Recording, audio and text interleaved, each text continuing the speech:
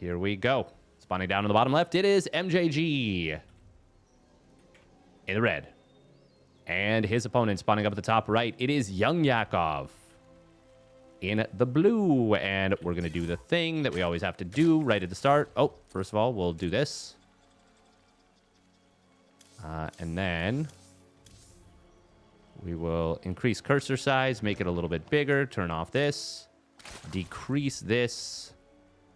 I'm going to lower cursor size just a little bit. Hopefully that doesn't... Okay, cool. Didn't cause any issues. Ooh, early pool. Early pool. Meanwhile, we've got ourselves... Oh, wow. MJG. Is he a cannon rusher? I mean, evidently he is, but... Very interesting. I don't know if this is Young Yakov blind countering it, or if this is Young Yakov saying, hey, I was going to try and get something done with an early pool. This feels like blind countering it. Or just playing abundantly safe. Wow. Wow. Okay. Oh, this is a huge overreaction from MJG. This is not a 12 pool. Not even particularly close. It's just going to be 4 lings right here. Chronoing a zealot would have been enough. Or building a cannon would have been enough. Building both? Huge overkill. This Nexus is so late. Obviously, the hatchery is a little bit late too, but emphasis on a little bit. Like, this is not that late comparatively. It's what, 15, 18 seconds late? We'll call it 20 seconds late. 20 seconds late compared to the normal.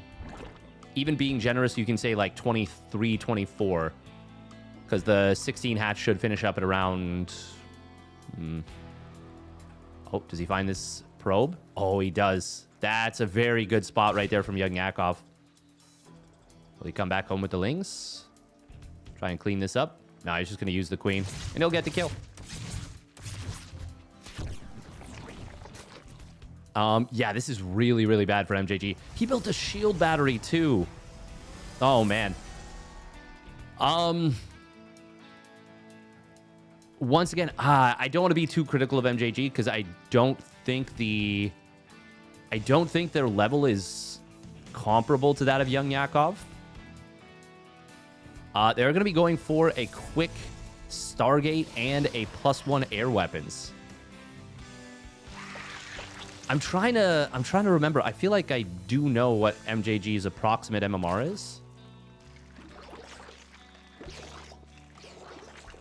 Okay, their best all-time MMR is 5.3k, but they currently don't have anything in terms of the actual, like, number. But yeah, it's going to be a Void Ray. It's going to be Sky Toss. I wonder if my boy MJG was... Oh, wow. Oh, my God. He built a cannon here. He thought this was, like, going to be a Ling drop or something. Okay. Oh, this is actually... I mean, this is just... You can't play like this. It's not allowed, unfortunately. You just fall too far behind. Void Ray does kill the Overlord, of course. But yeah, like, this is as obviously Sky Toss as it can basically possibly be. Young Yakov did build a Roach Horn, initially cancel it, and I think has rebuilt it now. But it should just be a straight Spire. Straight Spire, and I think if he builds the Spire right as the layer completes, he's going to be able to have Corruptors out in time, basically for when the carriers arrive. Assuming it's going to be carriers. Could be Void Rays, could be Tempests, but... Okay, it is going to be Tempests. So at least Tempests build a lot faster, so you won't have the Corruptors out right away. Even though the Spire was buffed to be 50 minerals cheaper, 50 gas cheaper, and to be 5 seconds faster, Does still take a while. Tempests are very quick building units, especially with Chrono. I'm always blown away by the build speed of, like, a lot of the Protoss tech.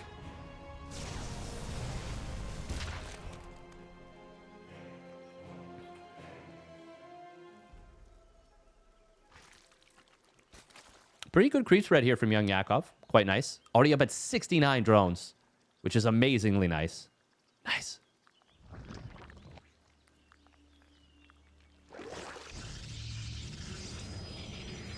Tectonic destabilizers, but I mean, wow, this creep is really, really nice for the purposes of Young Yakov. And he gets to see the Tempests with that Overseer. So it basically does the scouting job for him. Now, Queens do not have a good time fighting Tempests, but with this much creep, the Tempests can't even really get close to a base to threaten it. Young Yakov, he doesn't have a lot of free supply or money, so he actually only able to build 3 Corruptors and then loses the Overseer. That means that, well, he's not going to be able to contest these Tempests super effectively for a little bit of time. But here is another option if you built a couple Lings and Roaches, is you can actually counterattack while this is coming through. And Young Yakov, I mean, he's just going to run away with this game pretty soon. You need 5 Tempests to one-shot a Queen. You can whittle them down, but because there is so much creep, the Tempests actually have to be very careful about going too far. Oh, Young Yakov actually morphs in a couple Ravagers here. Ooh, he wants to kill the Zealot so he can just blast right through the wall. Smart decision there. That's going to let him now target the pylon. We've got a Mothership that starts up. It is not going to be close to getting out here. It will get Young Yakov to target the Nexus, which means he's not killing the probes, but killing the Nexus is also pretty darn good. Famously so. This also forced a recall, which means that any potential of this getting anything done on the other side of the map has dropped to 0, I would say. Obviously, Young Yakov loses a lot of units. Not cost efficient technically, but worth it in the state of the game. 100%. 1, denying that Mothership. 2, just killing a Nexus. I mean, it's not like MJG has amazing economy. Now, the cannons are actually going to be pretty beneficial here, but Young Yakov is still going to be able to pick off 2 Tempests. In fact, yeah, he can just fight this. Void Ray's trying to be Chrono boosted out. They will pop, but MJG is just going to tap out as his production was camped. Well done by Young Yakov. MJG not able to make the Sky Toss happen. I mean, it's already kind of tricky to make it work in general, just as a straight-up play. But it's borderline impossible when you're that far behind, I would say. But I could see this being something that's effective, especially on the ladder.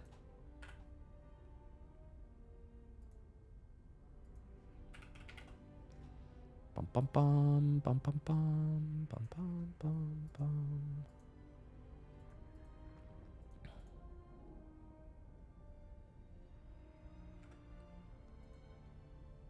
Greetings from the frozen Niagara region. It's probably, yeah, very, very cold there. We got, I don't know what the total amount of actual snow we got was, the official number, but it was a lot. It was a lot. Few feet of snow to clear this morning. Yeah, it's been crazy. Thank you, Straps, for the Prime sub. Thank you very much. Appreciate it. Ooh, Liquid Clam. Link in his lobby. Shout out to all the homies that link all day lobbies. We do appreciate it very much. Wardy on the front page of Twitch today, so he's got some very good viewership.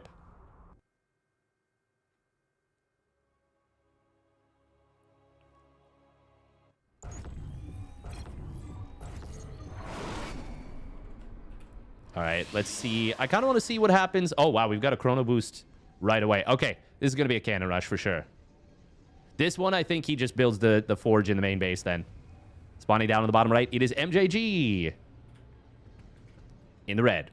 And his opponent. Will he go pool first again? Maybe. It is Young Yakov in the blue. Yeah, okay. We got the high ground pylon. High ground pylon, and this is definitely a cannon rush shaped wall. You put the forge here. You put the gateway here. Actually, sometimes you usually put the cybercore.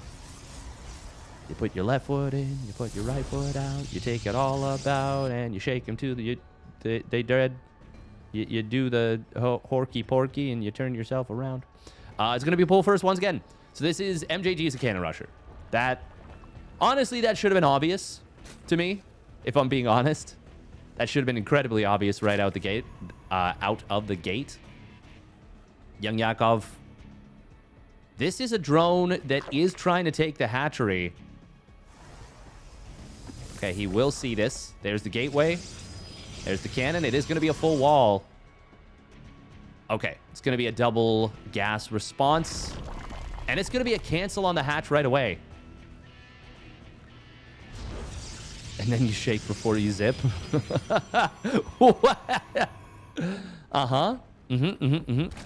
So big benefit, obviously, of that early pool is an early Roach Warren. Now, okay, yeah, once you see the gateway, obviously seeing the pylon is already, yeah, your opponent's most likely committing to this. But seeing the gateway lets you know 100% that this is going to be a committal.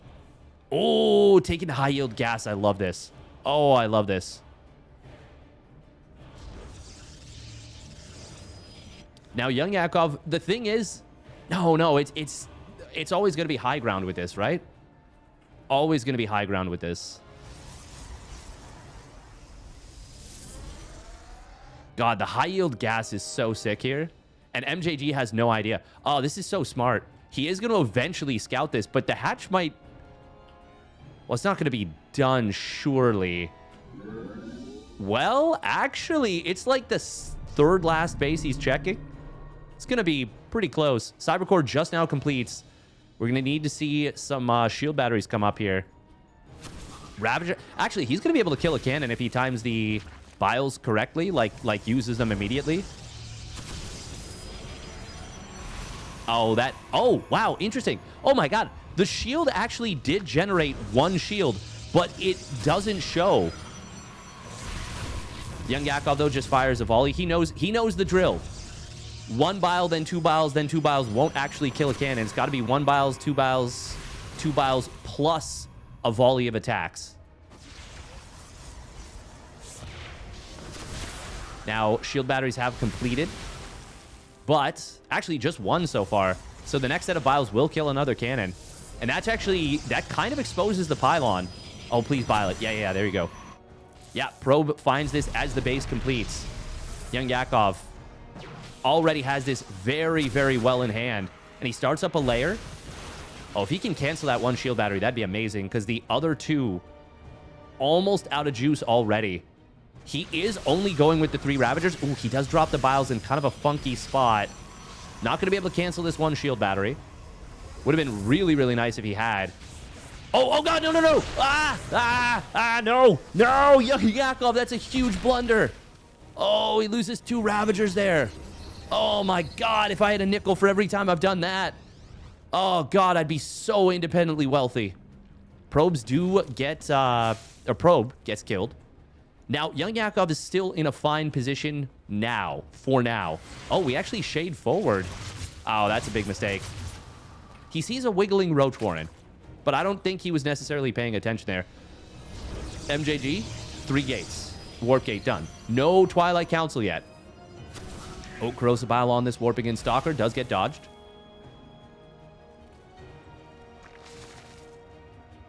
Nidus Worm. Nidus Worm going to be strong. There's the Twilight Council now. Blink is still a very long ways away from completing. We're talking like, even with 2 Chronos, 2 full minutes. Zealot's going to get sent to the bottom. But Young Yakov is building a... Well, he's built a Roach here. Not taking the gas here is really interesting to me. Nidus Worm can be used to set up... The thing is, MJG's setup is not actually amazing. Also, that is a Turbo Artosis pylon.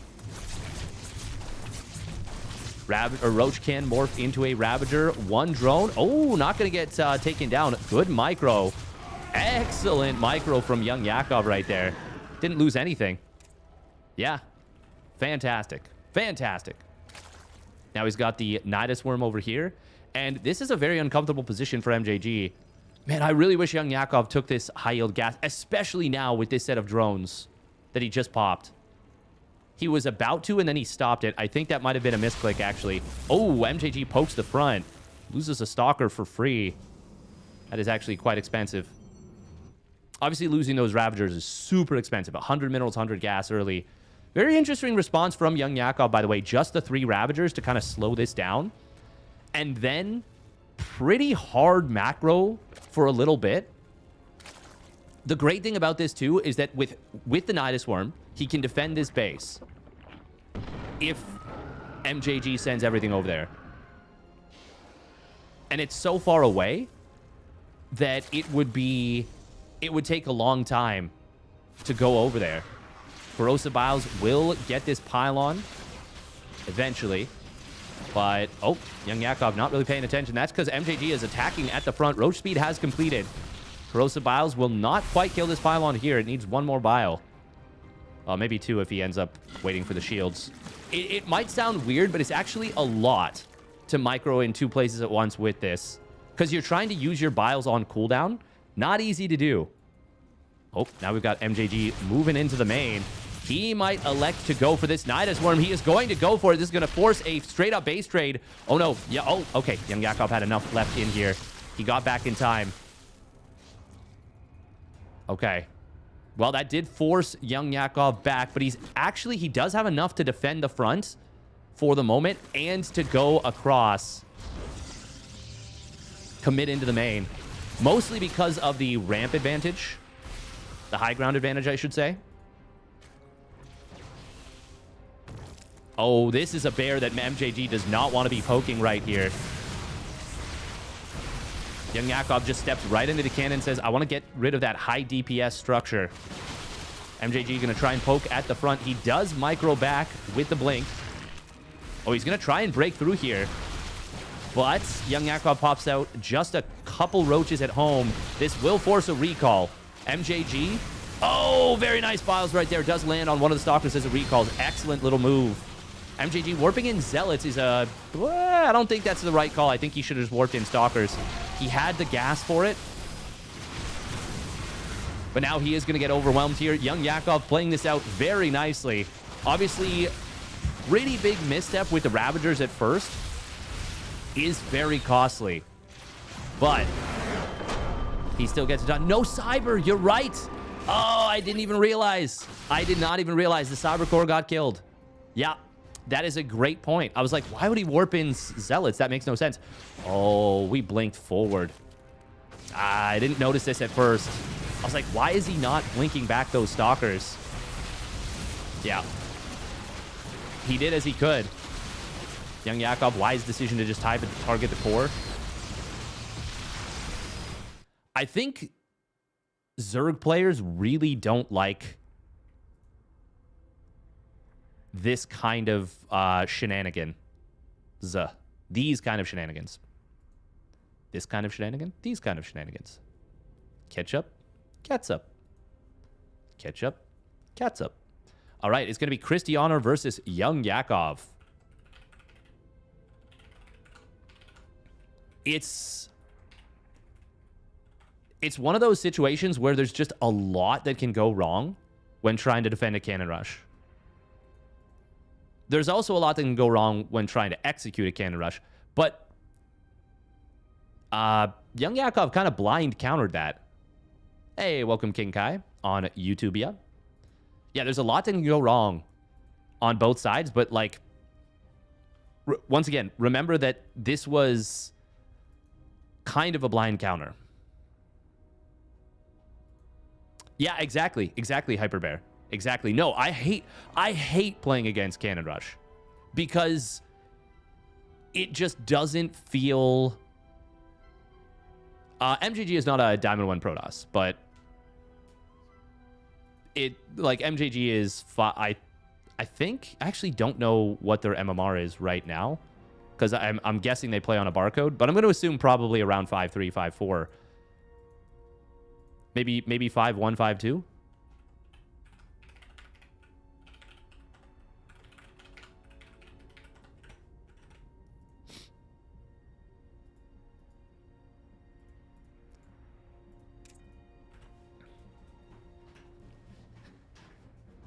That specific cannon rush. Part of it was the Ravagers being out so fast, so early, is really, really, really strong against that.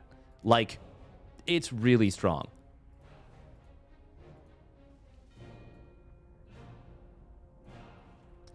We'll win this best of 3 PVZ. Christianer versus Young Yakov. Oh. Young Yakov. Why did it... I'm confused. Huh.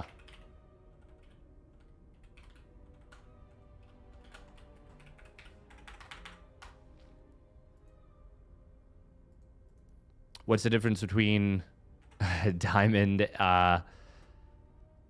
1 Cannon Rush and GM Cannon Rush? I'm going to assume probably the knowledge. Maybe I'm giving too much credit to the higher level Cannon Rushers, but there are little choices. There are little things with how you place, like place your Sim City. I will say it wasn't the most perfect execution, but like no execution is really perfect. Knowledge, micro, follow-up. I would say the knowledge of what you can get away with when you can poke the ramp. I will say there was a couple of moments, where I was like, I don't know about this. Like poking the ramp, not necessarily the best move.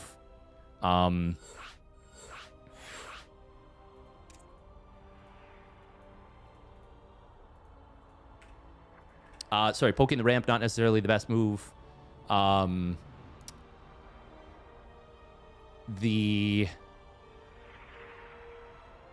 to think.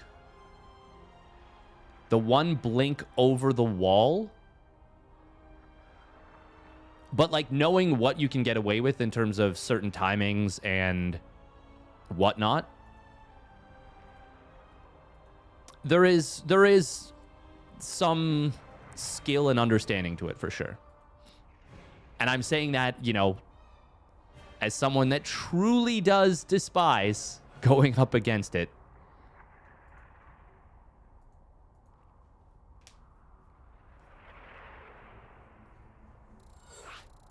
The difference in getting versus not getting your probe caught, etc. It's not the most dynamic thing. It's not the craziest thing. There's not some kind of wildly difficult aspects to it. And there's undoubtedly more difficulty defending it than executing it. That is not up for debate. Like, it just isn't. But that being said, there's a reason someone like Mana was able to reach an extremely high level with just cannon rushing compared to, others.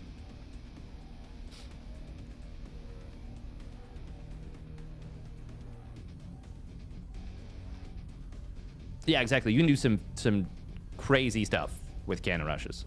All right, here we go. Spawning down on the bottom right for Offside Gaming. It is Christianer. And his opponent spawning up at the top left for himself. It is Young Yakov. I mean, even just having a cannon rush that's good enough to force a pool first out of someone of a Young Yakov's level, that's already a bit of an achievement.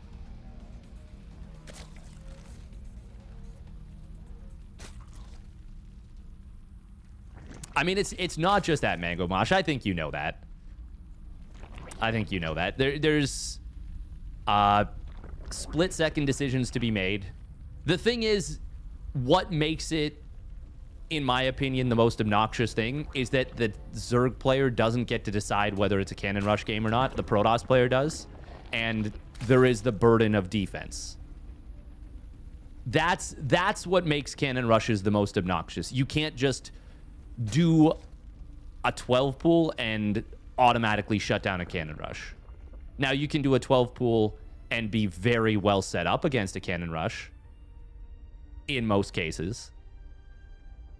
But even then, like, you have to track the pylon. Like, there's always... If you do a 12 pool, your eco is so significantly impacted by it that if they just get a proxy much further away and go for, like, a proxy Robo Warp Prism Immortal drop, you're still going to have a terrible time defending it.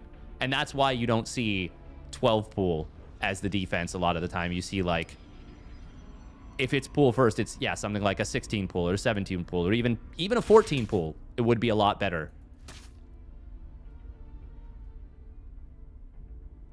Exactly. I would agree with that tradition. It really encapsulates, unfortunately, the Zerg experience.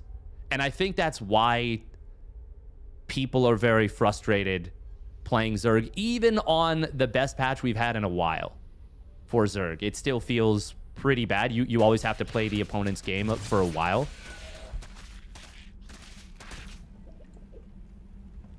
But I think that's what made Dark such a great player and that's what makes a lot of the really great Zergs great, is either A, their ability to play that game like Cyril and be unperturbed. It doesn't matter what game you play, he's going to be damn good at it and probably the best.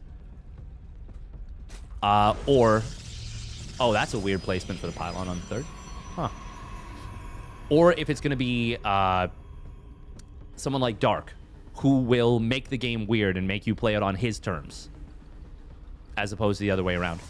Young Yakov is going to pop out a pretty significant swell of Lings here. Christianer is he going to go for his tried and tested Robo drop? I don't necessarily think so. That is going to be a cancel on this base. Okay. Not bad. That was quite good. Just 3 Lings for the cancel. The Oracle still stayed home. It still had to use its energy. Christianer, though, not going to be going for that Robo play, I don't think. With this number of Lings, he will be able to force these Oracles to stay home for a while. Young Yakov does have these Lings selected. Christianer turns on the beam, gets no value. 0 kills there. This is great usage of the Lings here from Young Yakov, but Christianer is probing hard. He is going to be playing Forged Twilight Council, not going to be going for the very quick Archon drop that has kind of become his calling card. I do feel in general like he has... The one biggest weakness of Christianer is the relative predictability. That is really nice right there. 3 probes on the interception. And what did that cost him? Like 2 Lings? 3 Lings. 3 Lings total. 3 Lings for 3 probes? Oh, baby. You best believe I'll be happy with that one. Very nice little drone pull there from Young Yakov. A+, as far as I'm concerned, for Young Yakov on this early game so far. Great placement on the Spore, by the way. It does leave the bottom side of the mineral line exposed. So that is something you've got to be aware of, and Christianer is going to be aware of it, and he is going to take advantage. Going to be able to find 5 drones on the return. Oh, he even gets a 6th. Yeah, if you're going to have the Spore like this, I think once they see it, you have to reposition it immediately. Or you have to have a second queen in the main. Oh, if he gets that Oracle, okay. It's like the damage was kind of never done. Unless, of course, Christianer just goes for an all-in. In which case, killing 7 drones is pretty good. Now, will he elect to go for an all-in as a result of this? I don't think it's going to be straight-up Charge-a-Lot Archon. Christianer's always been a 3-base Storm type of push type of player.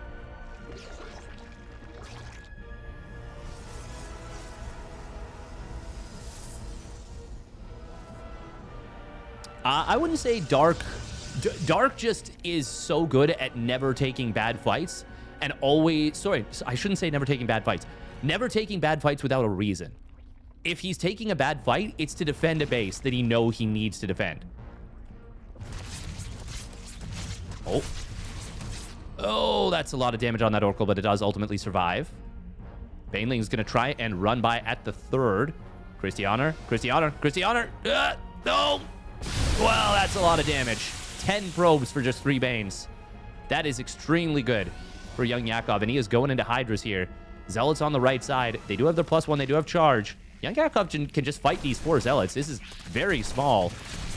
Queens are going to be nice in the back. Obviously, the Zealots are going to trade okay. This is where the big danger is, though. Oh my god, he got more probes on the third. Christianer getting knocked very low in the worker count. Hydras are coming out. They don't have range or speed. There's a lot of Archons here. Zealots. Oh, good cancel there on the Prism. But it does leave these Archons a little bit exposed. Is there enough damage to kill them off initially? No, there is not. Christianer might still be able to just win here. Good job canceling the warp in there, and that, I think, might be enough for Christianer to take the game. Trying to go straight into Hydras doesn't always work out for you. And Christianer punishes it pretty darn hard. The damage on the other side of the map was very, very nice. But didn't have enough to deal with anything at home. What I love about Cannon Rushes is that it's been almost 30 years since StarCraft first came out, and people still mad about it. That's funny. Young Yakov dropped a G in the lobby afterwards.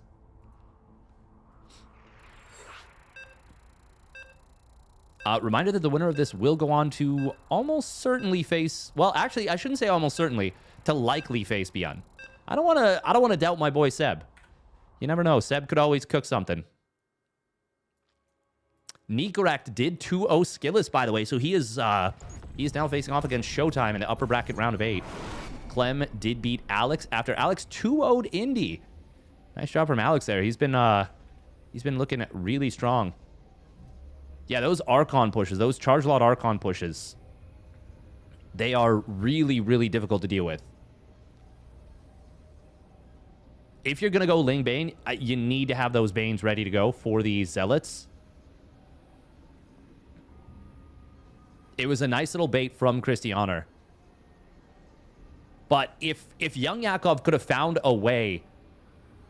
Like, that game really did come down to one split second. Because if he detonates those Banelings and blows up the Zealots and they all die, that's the warp-in cooldown gone. That's 4 Archons on their own, and reinforcements won't be available for another 20 seconds. Now, granted, that's not enough time to morph more Banes, but I think young Yakov holds.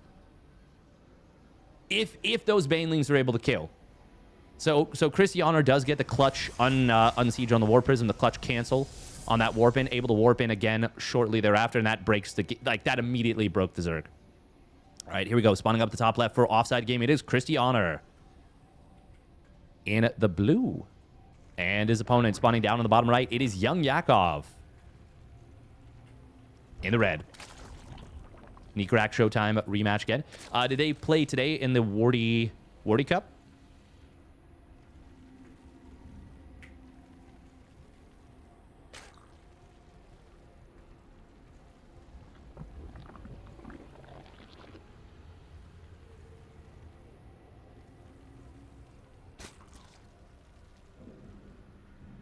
Yep, on the quarter. Oh, nice.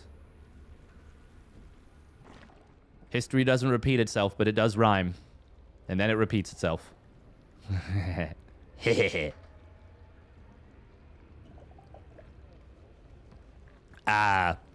That's so funny because I literally just spilled water on myself.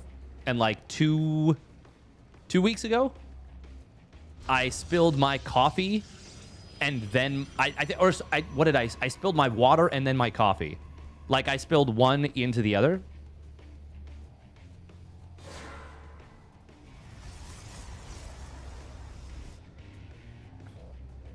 Nigrang just took down Scaleless 2-0. Yeah, that's what I'm saying. Very impressive showing. Oh, creep kind of generated forward in a nice way that let him get a very early creep tumor.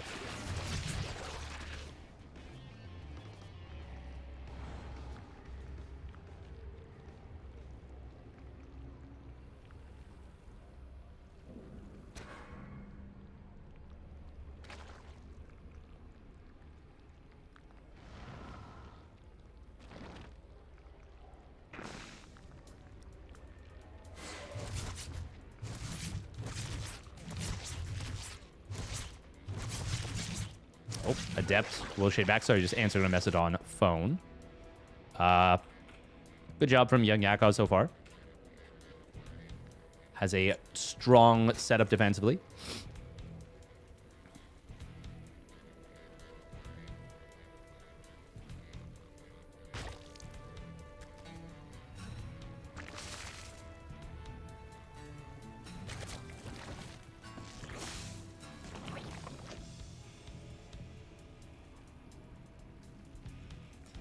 Bow, bow. Are you, Wardy, and Roddy streaming 3 different events today? Wardy was streaming a different event, but I think he is streaming something else now. Roddy and I are streaming the same thing, just different parts of the bracket. Oracle does get deflected. This is... Oh.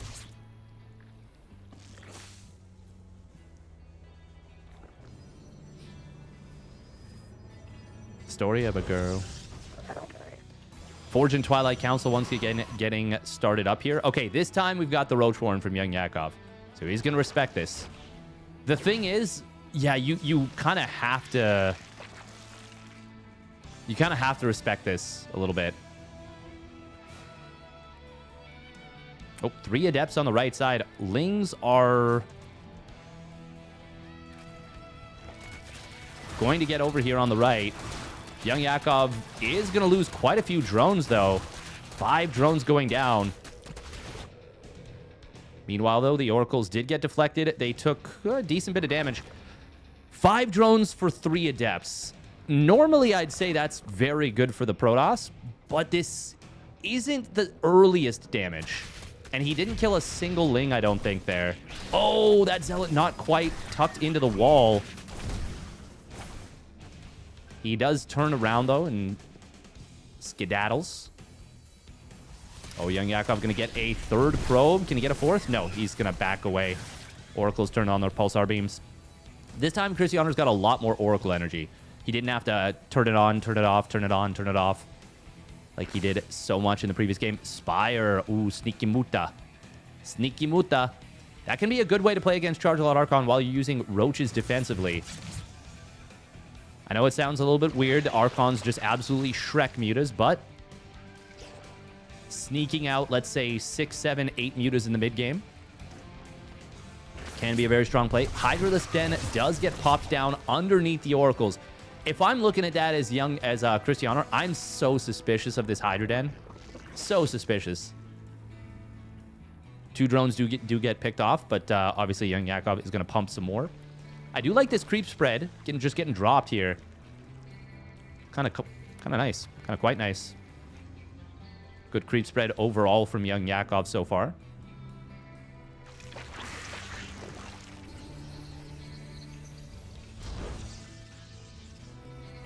Going up to 10 gates is Christianer. And I think he's just going to go for the exact same attack, but Roach speed is done. And there's a bunch of Roaches out. Now, yeah, we got 4 Archons.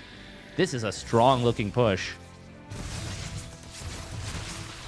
Oh, unfortunately, he pushed the one Archon that was still morphing to the front.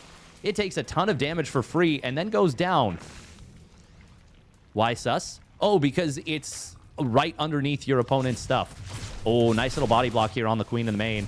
That will prevent these Zealots from getting into the mineral line. Queen's tanking over here. The Roaches are kind of getting blasted a little bit by these Zealots and Oracles. There's no... Hang on. Hang on. Uh-oh. There are going to be 11 mutas popping out, but this looks very uncomfortable. I feel like Cristiano or Young Yakov kind of took for granted that he was going to defend this. Mutas will snipe down the Oracles. One Archon getting very low on shields, I should say, not HP. Will get taken down. Second one is going to fall eventually. 2 more Archons just morphed in. Roach is trying to be built in large numbers. The Zealots don't want to just get wandering away. One Archon getting aggroed on by an aggroing onto an Overlord. Cristiano is going to lose the Prism, but that is almost every Muta dead. Zealots are running amok here. Roaches are coming out in very small numbers, and Young Yakov is going to get overwhelmed and taken down.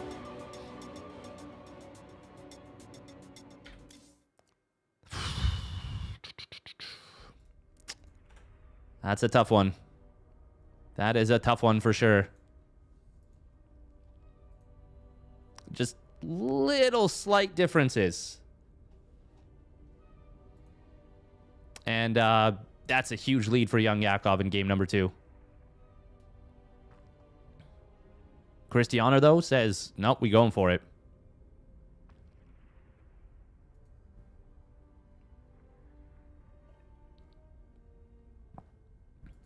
Zealot Emperor. Surely that would be heaven.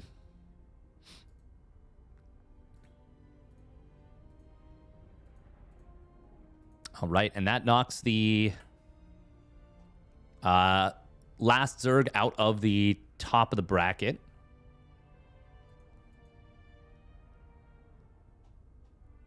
Oh. Will be Young Yakov versus Indy in the lower bracket, if Young Yakov is up for it.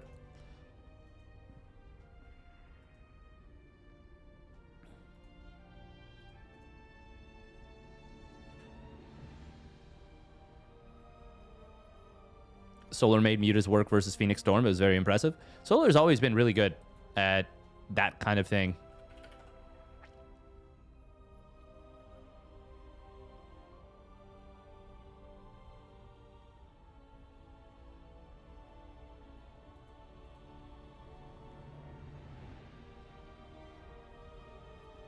Oh. Wardy's just covering the wrong Yi Cup from replays.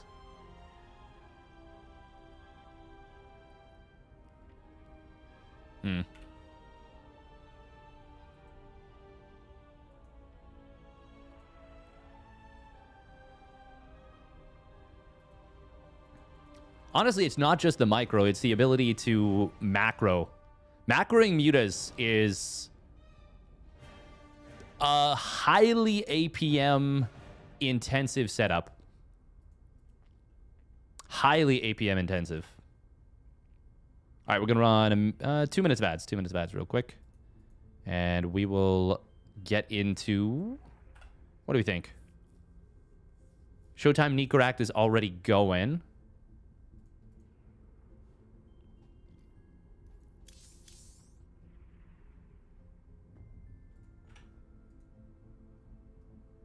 Mutas are the ultimate anti-F2 units.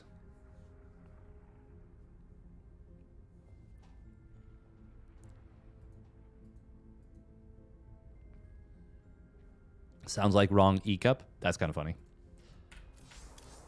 Okay. Is Roddy covering... Is he covering ByuN Seb?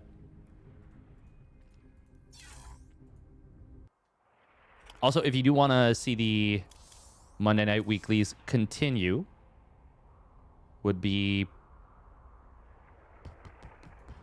Wait, why is Indy in a 10-minute custom game? Oh. Oh, Young Yakov forfeit. Okay. Well, that means Fiant... Is there still the top prize pool for highest finishing Zerg to play? No. No, not anymore, I guess.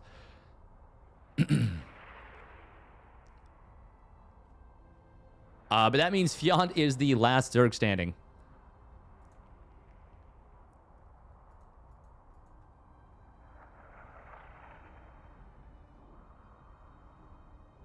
I've been trying to set up a 50K US LAN tournament, but it's hard to get sponsors. How can I go about creating an online weekly or monthly tournament? Well, I mean, it's going to be quite challenging to find sponsors for something like that, for sure. As far as creating a monthly or weekly, that is a lot easier. That is a lot easier, King Kai. If you're super serious about that, you can shoot me a message on Discord. But it kind of depends what your goal is. But yeah, running a big LAN, that's gonna be that's an involved process, I'll say. It's a big involved process. ShoWTimE is up 1-0 over Nicorakt. Now, okay, we can look for ByuN Christianer, or we can head back over to Europe and look for winner of Mana Shameless versus Clem. Clemana. I'm feeling a Clem game. Actually, I'm feeling a Clem series.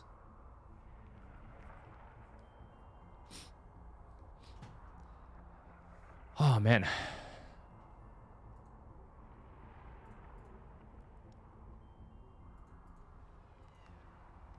Your vote is for ByuN Christianer? I'll see what becomes available first. Because we are going to be waiting a little bit. Little bit.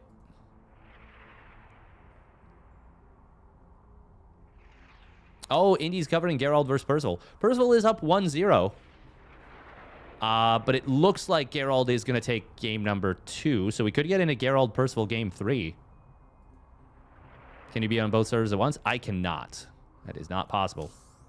Unless you have 2 accounts and basically 2 PCs or 2 instances of StarCraft 2. And I don't think you can get 2 instances of StarCraft 2 on 1 PC unless you're doing some funky stuff with virtual desktop.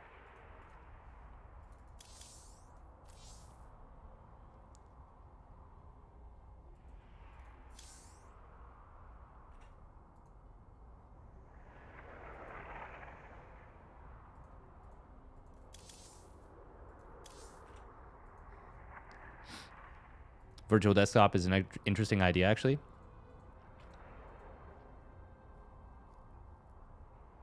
You're serious? What's my Discord?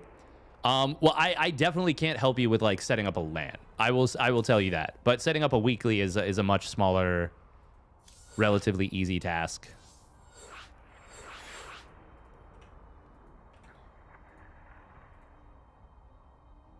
I will link my Discord.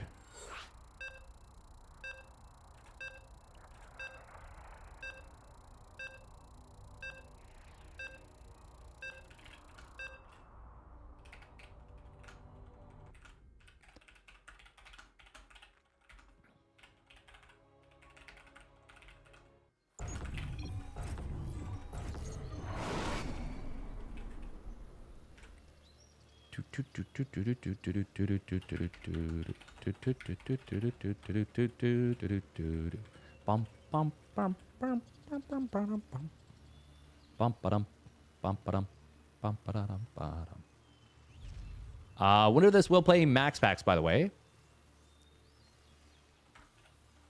This is round of 16 still. We're not going to put a vote on this one. It's just a game 3. We're just going to get into it. Enjoy it. Spawning down on the bottom left, it is Kirktown's Percival. In the red. And his opponent spawning up the top right for Streamer Zone, it is Geralt. In the blue.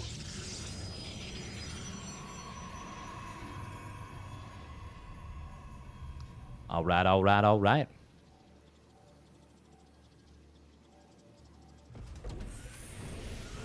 Oh.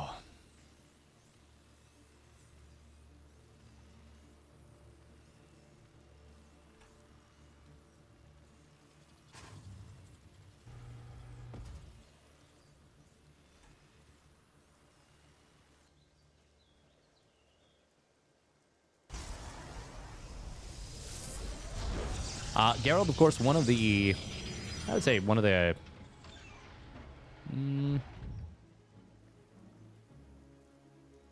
yeah, one of the better, if not best, Polish Protoss players.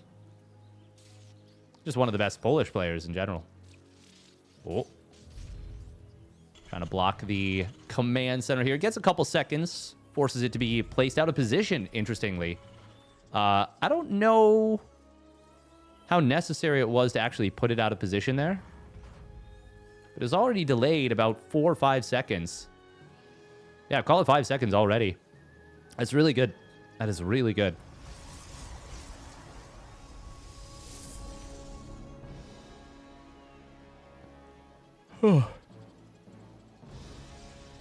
Oh, man.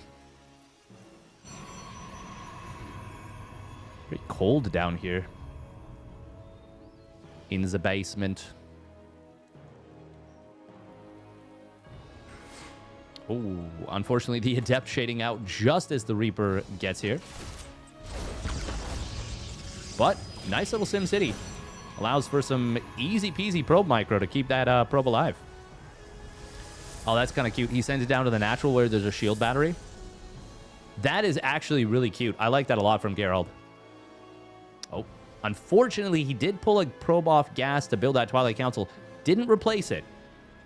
Hopefully he notices that and doesn't find himself in some trouble. We'll get an SCV here. Oh, but he is going to lose that Adept just barely before the recall goes off. That's a pain point. That doesn't feel good. That's really nice for Percival. Losing the SCV doesn't feel amazing, but killing an Adept just before the recall goes off, that does feel amazing. That feels real good. It feels like you prevented them from getting away with a crime.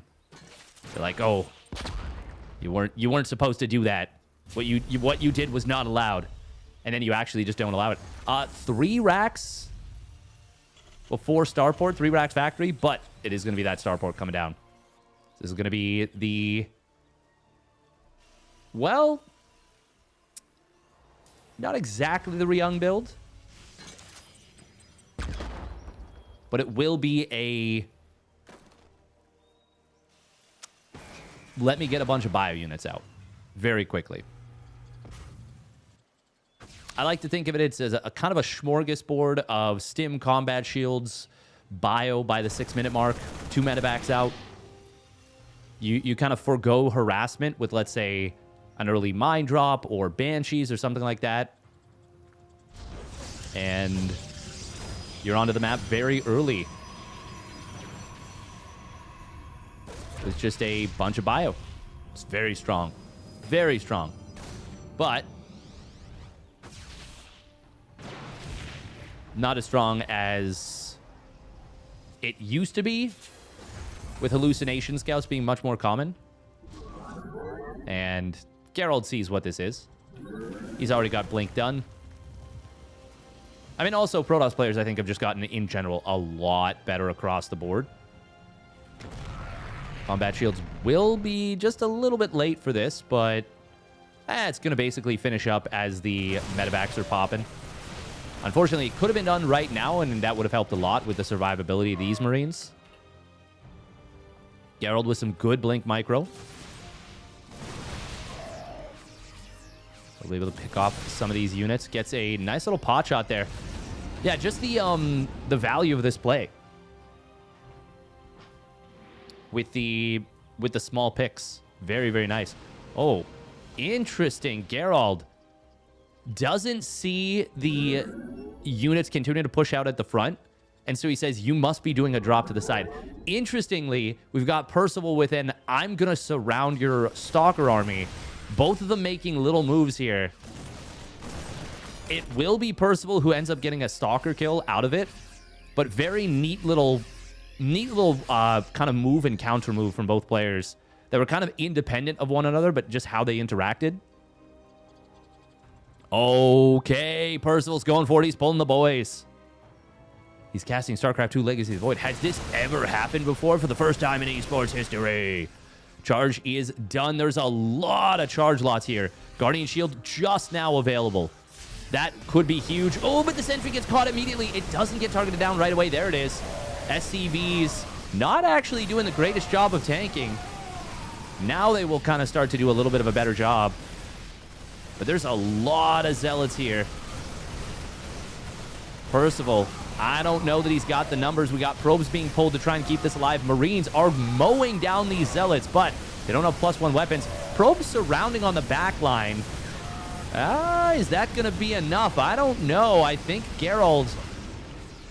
Oh, it's close. It's really, really close here. That is a big, expensive stim. Target firing down Stalkers feels like the wrong move. Ignoring those zealots while they shoot you in the face. Not ideal. Oh, man. I think the fact that it's mostly Marauders is actually a huge problem for Percival because his medevacs are so low on juice. I do like the addition of Liberators, but I don't know. Oh, that was a big stim. That was a big stim, and he is not really going to have a lot of sustain with this. But trying to bait your opponent into the Liberators, you need to kind of draw them in, and he will be able to successfully do so. Geralt going to lose a lot of stuff trying to kill the one Liberator, doesn't even get it, and that is going to be game. Percival kind of baits Geralt into that last fight. I'm not going to say Geralt was going to win that game anyways, but I feel like that stim, which looked initially like maybe a mistake, was actually a very good choice to draw him in. Nice bait.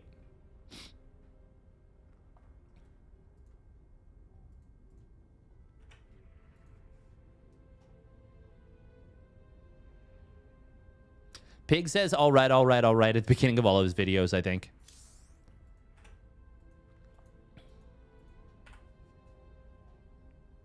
Yeah, it's true. Oh, ByuN Christiana is available right now. Clem Mana would also be available, but that might be a little bit more one-sided. But it would go into potentially, likely, Clem ShoWTimE, which could be a banger. I would love to get that one.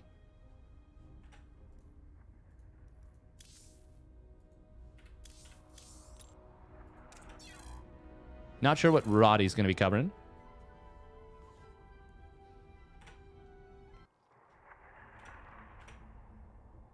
Oh, wow. Kneehead beat Fiant.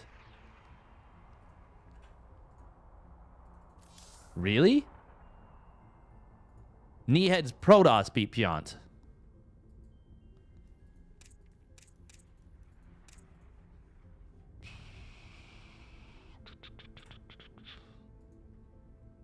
Damn.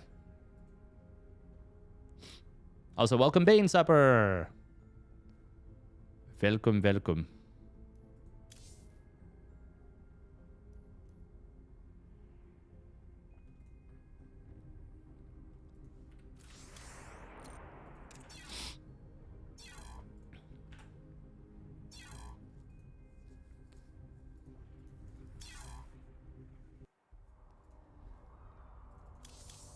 Oh.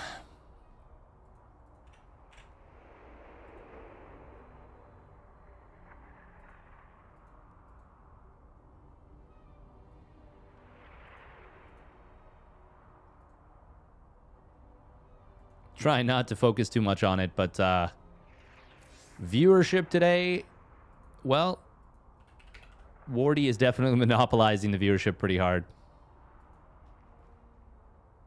Don't blame him. He's on Twitch front page. You got to take advantage of that.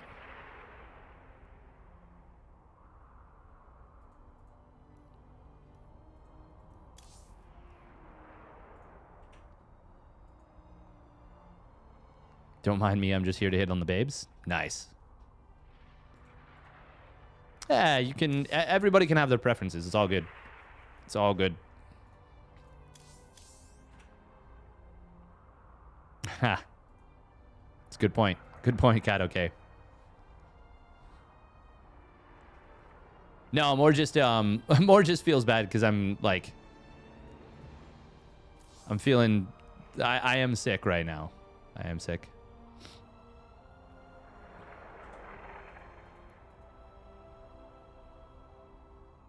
Little bit.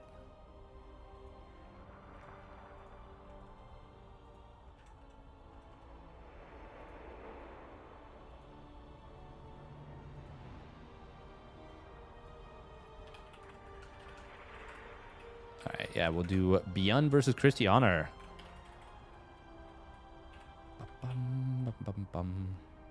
Just one of those, like, I was thinking about taking the week off, but I was like, well, you know, I missed last week. Didn't want to, but kind of had to.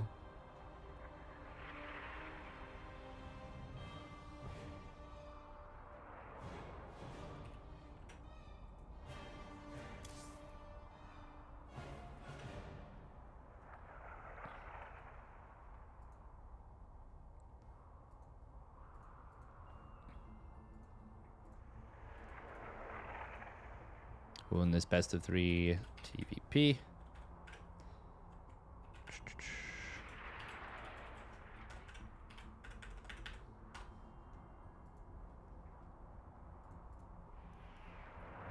I do appreciate all the folks who tune in, though.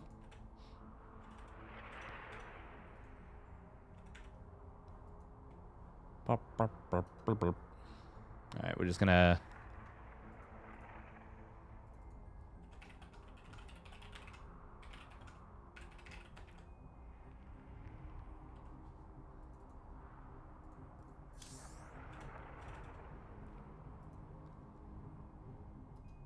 Oh, wow. Yeah, viewership is...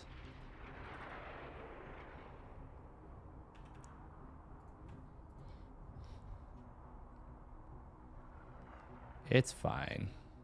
It's fine. Okay, at least 2 of these are correct.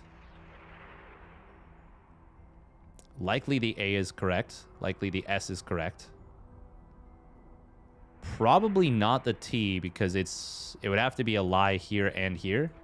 Seems unlikely. So it's likely that the N is correct as well. But what word has blank AS and then an N at the end? Basin? But that would mean that this was the lie. And this was the lie. Which is actually possible. We're going to try Basin. Nice. Nice. That feels good. Flexing the old brain. Who is MaxPax up against next? MaxPax Percival. Yeah.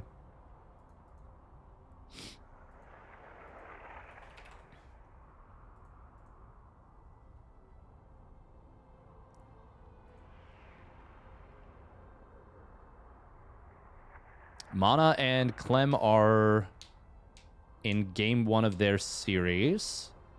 Mana's on 71 probes, but he seems to be in a good position, but he's floating a fair bit of money. He's actually getting up to a 5th base. Clem just secured his 3rd, or maybe... it depends on the upgrades too, I guess. I would traditionally say that this is a good position for the Protoss. But he might be a lot more all-in than it seems.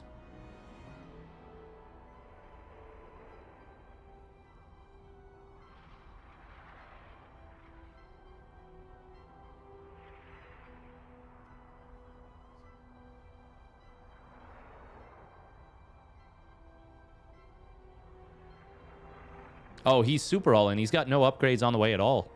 Never mind. Yeah, this is not good for Mana. Couldn't watch this kind of content on a Wardy stream. It's true. It's true. Couldn't watch great games like Fibble and Strands. You just have to watch StarCraft 2. Grape expectations. Wow. Why? Why would they do this?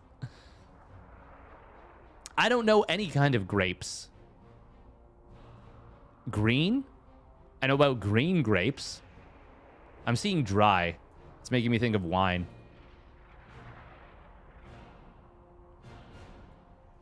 Why would they do this?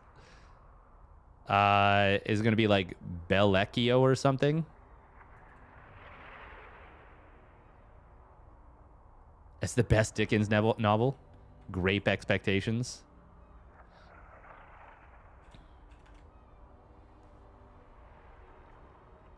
Oh.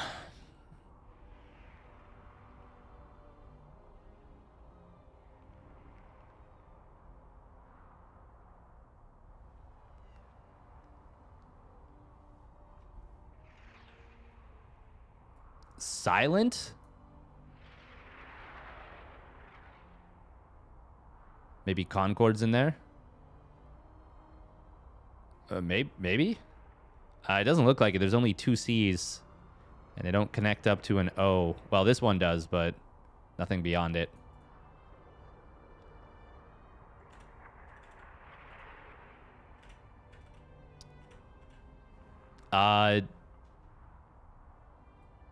Dante's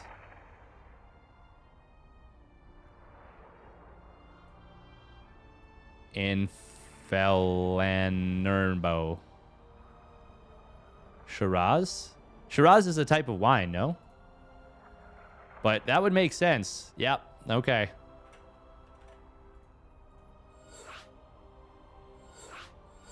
Okay. We did not miss lobby. We're good. Okay, so then it's got to be, yeah. Is Chandri?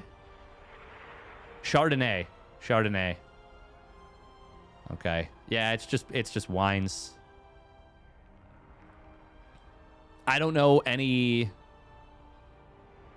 Zinfandel? Okay, I do know some, evidently. Letter.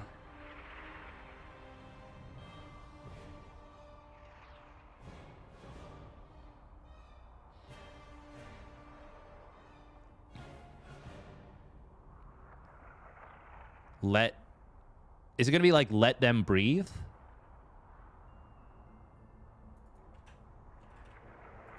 Oh. Okay, they've remade lobby.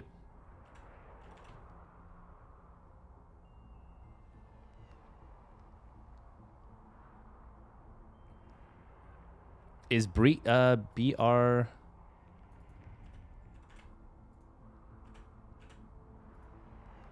Okay, there we go. Tourmaline remade. Yeah, you're right, Merlot. I'm using chat a lot here. Let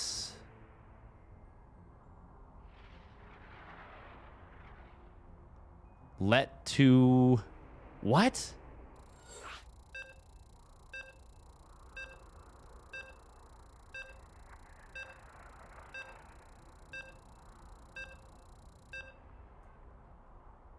Leto BB?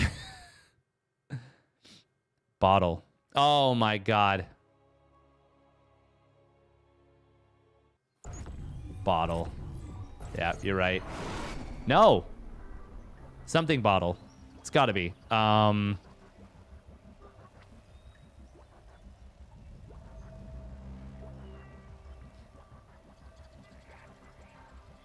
no, it's fine. It doesn't really matter. The bottle. All right, let's get into it. We've got Vigigame.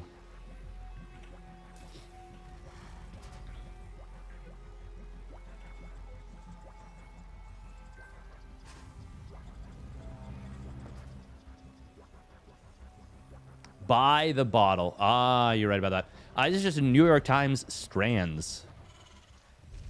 So if you just look up Strands on Google, that'll probably be one of the first ones up there. Spawning up at the top right, it is the shopper by Rebellion's ByuN. In the blue, double gas. And his opponent spawning down on the bottom left for offside gaming, it is Christianer. In the red. TVP has kind of gotten to an interesting place.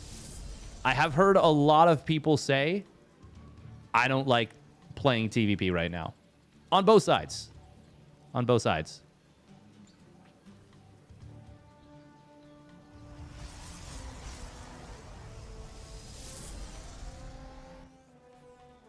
I don't know where I land on it. I think TVP had a period of time where Protoss hadn't figured out Storm. Well, I think the big thing is that now Terrans... Basically, Terrans have to, like, turtle.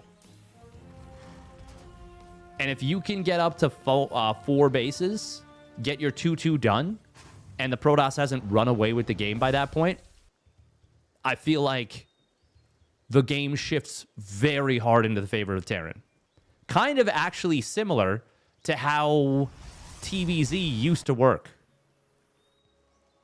I think TVZ was much more, if Terran gets up 4 bases and ghosts and, you know, all their production and they're getting ready to take a 5th and they haven't taken big damage, I think the game was functionally over. I think it was much worse in TVZ, especially because so many of the maps were very, very good for Terran versus Zerg. But... And I also think there's a lot more ways for Protoss to kill Terran.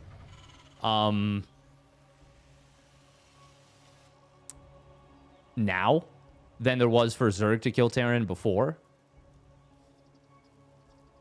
But ultimately, the concept is very similar, which is that if the Terran plays pretty close to perfectly defensively, it feels very hard for the Protoss to win.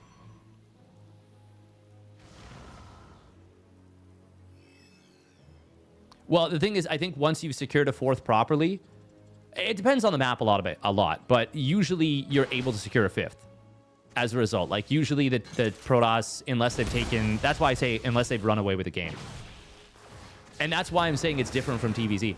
Good defense here so far from Christianer. Doesn't lose anything. So think you still need to do damage early game as a Terran? Potentially. But that's why I'm saying I think TVZ was worse. I think TVZ, you didn't need to do damage as the Terran. And I think if you just got up to a bunch of ghosts, it was pretty much over. Man, that is a good start for Christianer. All 3 early units getting no damage. And he loses all 3. Christianer off to a flying start here. Up 9 workers already. This double mine drop has to do a lot. Has to move mountains, as it were. Oh, and it's spotted by the probe. That's going to let Christianer get back in position, unless he didn't see it. Which he didn't. Wow, okay. Oh my god. ByuN thought he saw it, so he actually goes to where the stalkers are. Oh, man. I actually am annoyed watching that. I'm not going to lie. ByuN just got punished for making kind of a smart move, but his opponent just didn't even see it. I'd argue that dichotomy was more map dependent. Yeah, you can make that argument.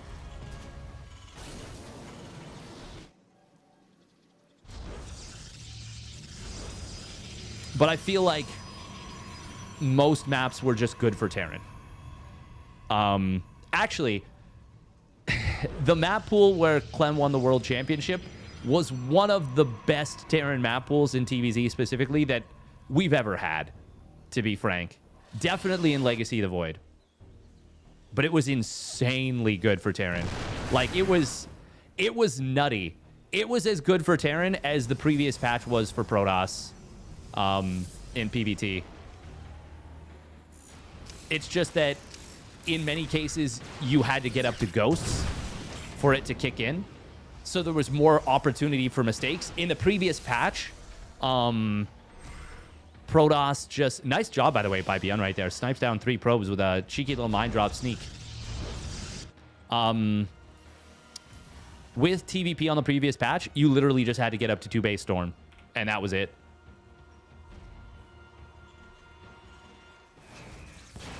Well, TVP last patch was so bad, and the reason that it felt worse is because it kicked in earlier. But TVZ was... It was really, really, really, really imbalanced.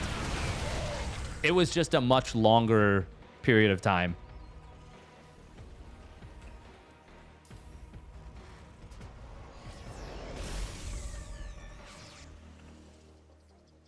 Like, there was more things that could go wrong. And that's why I would say it's more similar to TVP now. Because TVP now, the Terran still has to get up to, like, 4 bases, 5 bases.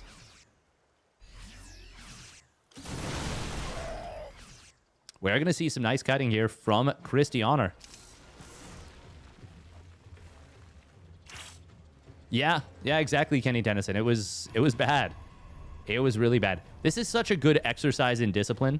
Christianer, by the way, with some nice nice map vision. Pretty decent.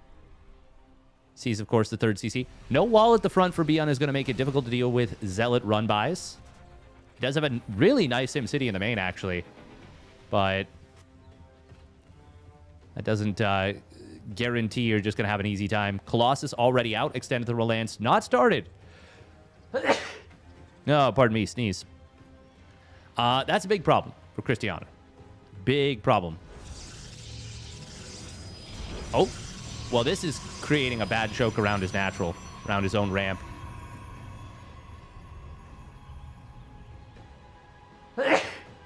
Oh, my God.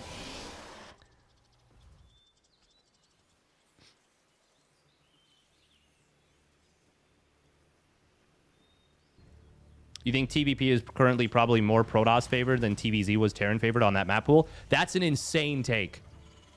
That's a borderline bannable take. That is an insane take. That's a crazy take. You'll defend it? You have that right. You're just wrong.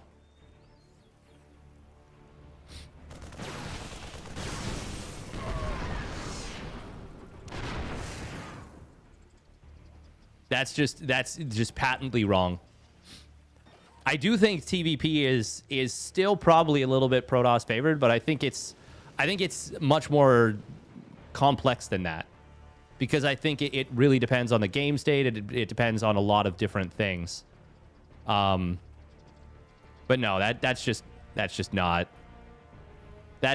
like a defensible statement. I don't think. Not really. I don't think it can be justifiably said.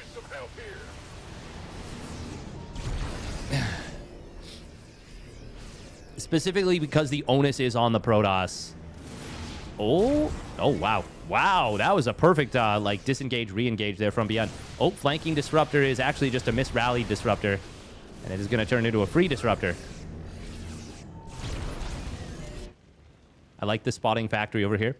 Specifically because the onus is on the Protoss to do the damage.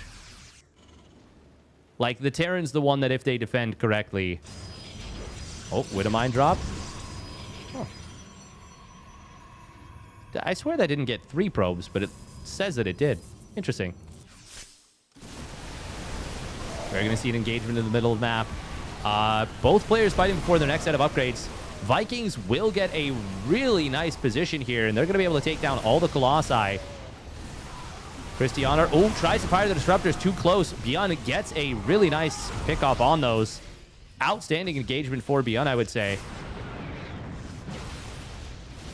Cristiano going to try and re-engage here. Disruptor shot. Okay, that was a very bad disruptor shot. Fired it right on top of 2 of his own Zealots. And he's even going to lose another rally disruptor. That's going to be like 10 disruptors dying in this game. No, 7.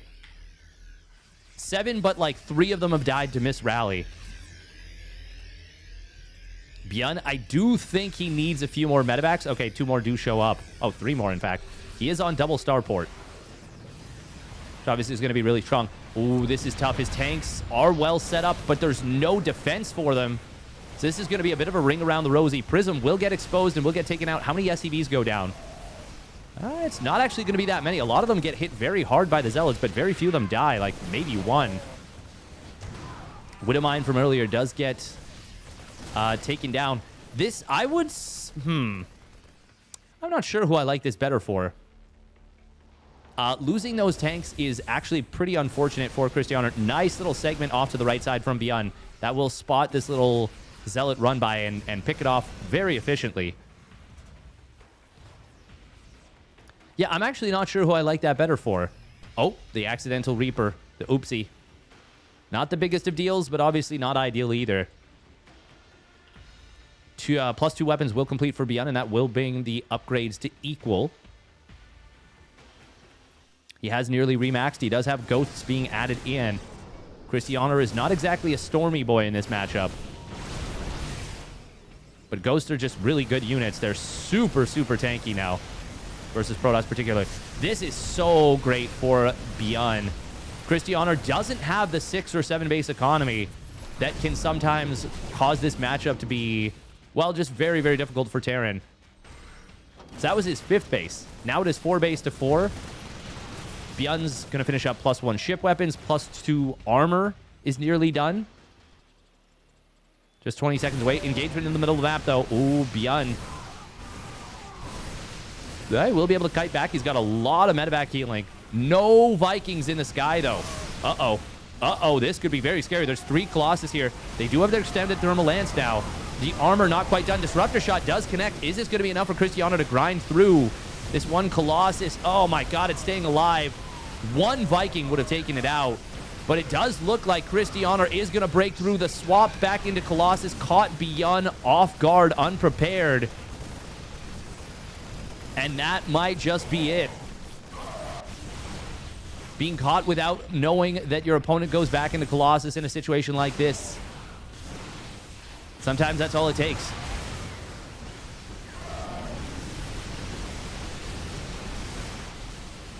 But it was a good play from Cristiano to swap back into those Colossi once he'd kill off the Vikings. Well done. Well done, well done.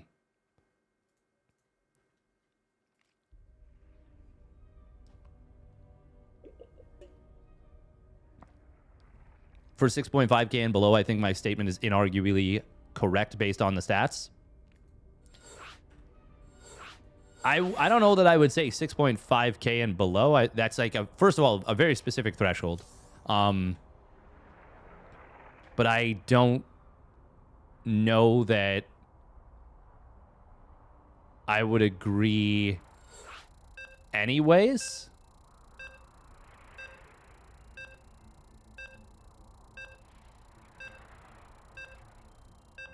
Like, probably outside of top, let's say, 50 players in the world, 30, 40. I'm not going to pretend like it's easy for Terran. Oh, I think Protoss has been overtuned for a very long time. Yeah, of course. Of course. I'm not going to fight you on that.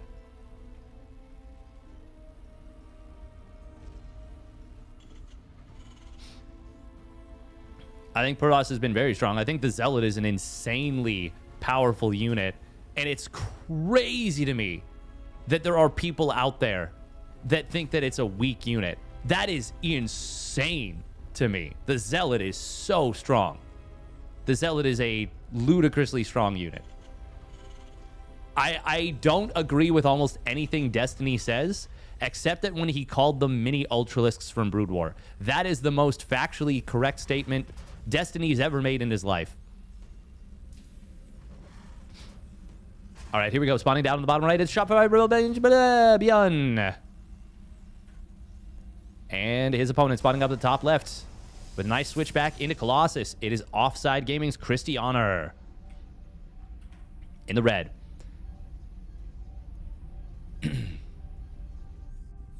Despite some like 2 or 3 missed rallies on the disruptors and 1 shot that killed 2 of his own zealots, which is, let's be honest, small potatoes. 200 minerals is not necessarily the biggest of deals. It was a very good game from Cristiano.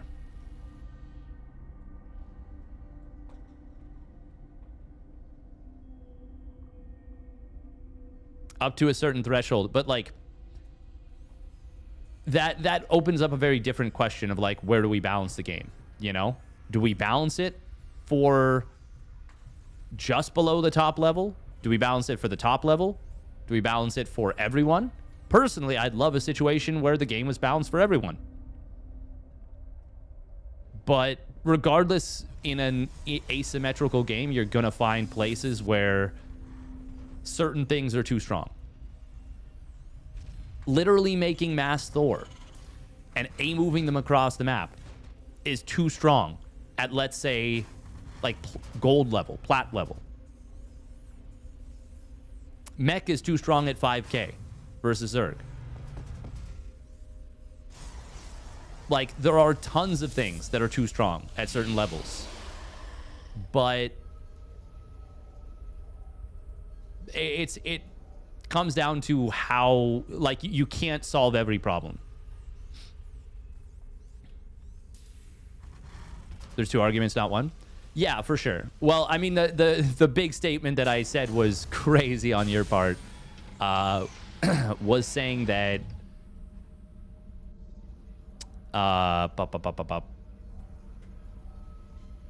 saying that TVZ was like current TVP is as imbalanced as TVZ on the post youth patch. Like that's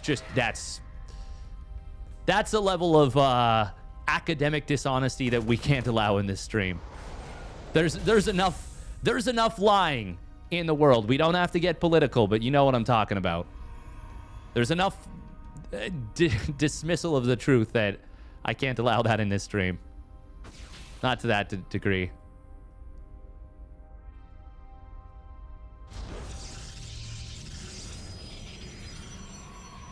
Game. Yeah, I don't really care what the statistics say, though. I'm using my eyes.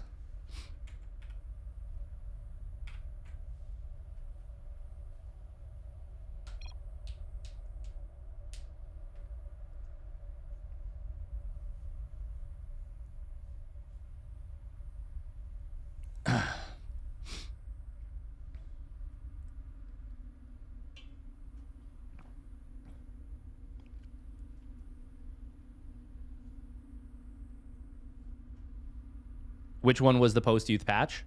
It's not even the patch. It's just the map pool. The patch was before Banelings did bonus damage versus ghosts, and Banelings also only had... They didn't have their 5 HP. I have to look this up to see exactly when that patch went through. Baneling...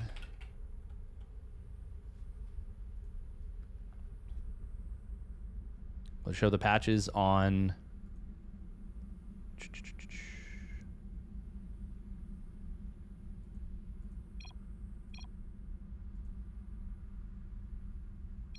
Yeah, that was... I believe that was when they quad nerfed the Baneling. Sorry, not quad nerfed. They double nerfed... and then small compensatory buffs.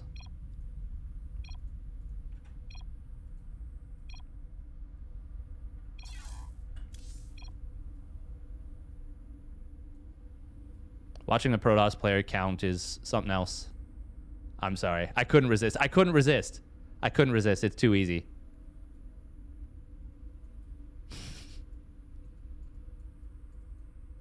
Was that last year? That was 2 years ago. That was 2023.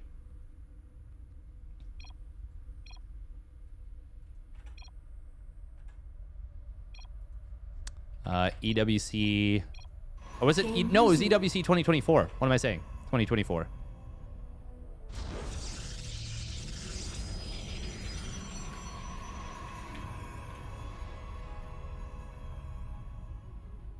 Wait, was it known as something else? No, it wasn't, was it? Clem results.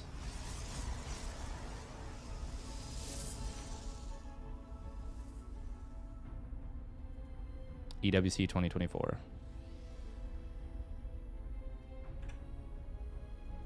Oh, let's watch the game. Let's watch the game. The energy overcharge patch then? No, it was before the energy overcharge patch, I believe. That was EWC 2025. That was a pretty bad patch for balance. Yes, that one, if you tried to say that TVP was as imbalanced as the previous one, as TVZ was, I would probably agree. I might even say it was worse balanced. At the very least, they're comparable, for sure. For sure.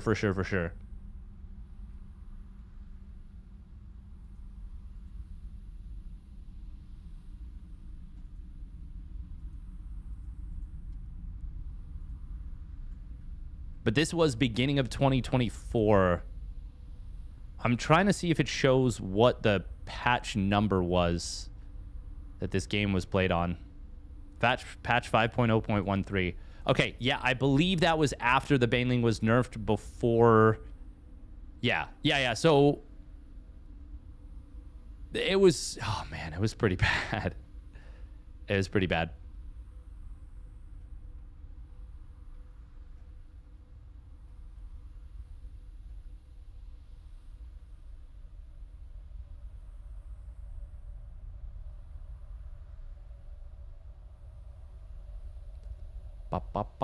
Oh, that's funny. That's also the patch where they increased the HP of the observer so it survived a corrosive bile.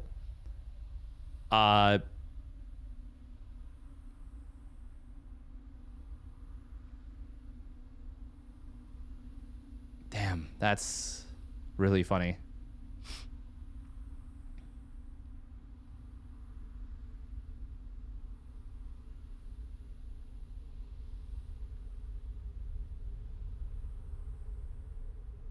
Oh, they also nerfed the crap out of the Widowmine here.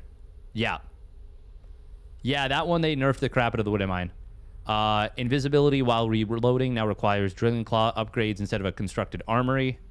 Splash damage radius reduced. Attack alert given for when it burrows in range of enemy units. Increased visibility of targeting line and targeted unit. Reduced maximum impact of shots by reducing the radius. Yeah.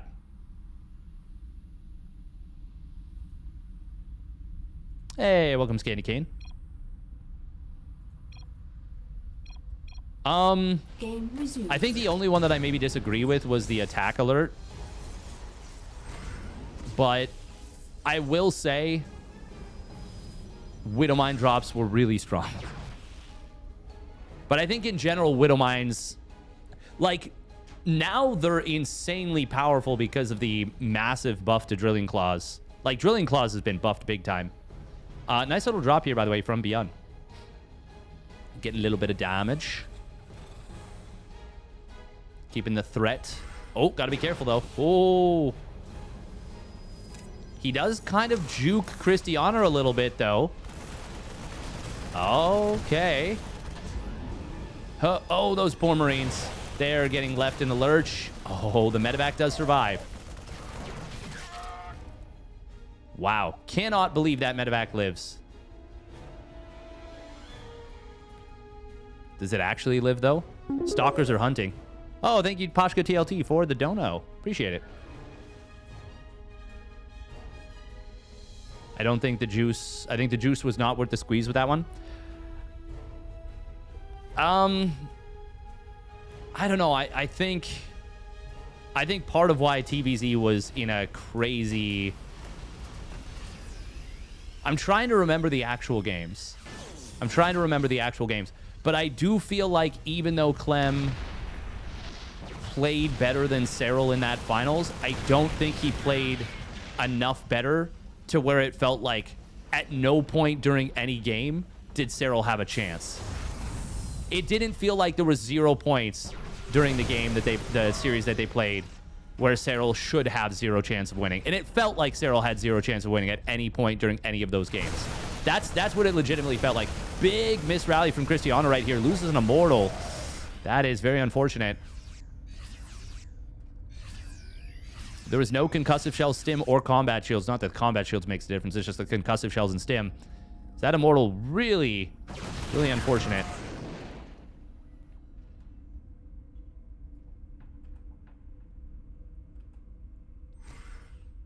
TVZ was crazy before the nerf to creep. That was a long time ago. But yeah, no. Before creep used to recede as fast. Was this my intent? Did I change it? I don't know if I don't think I changed it.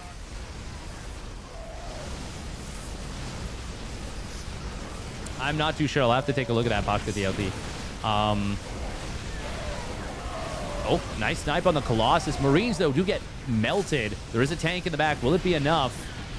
Feels like ByuN's trying to kind of split his fire so that the tank shots are actually getting kills. He's up to 5 kills on this tank, so it's kind of been working.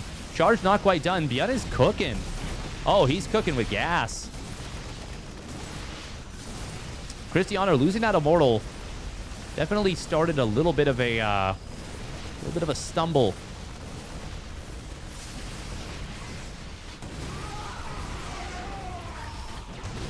Ooh, big mine shot. Going forward, going to try and finally clear that tank up. He will be able to get it. That might be the start of a hold here. Now, yeah, that's going to be enough to hold. ByuN is now mining off a third base. He's been pumping SCVs during all this, up to 62. He hasn't outright won the game just yet, but he is in a phenomenal position. Absolutely amazing position, and may very well be able to snowball this one.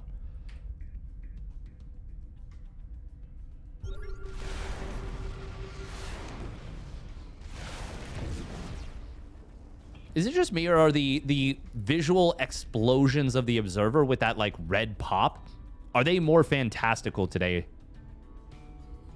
Medevacs are indeed included in army supply, yes.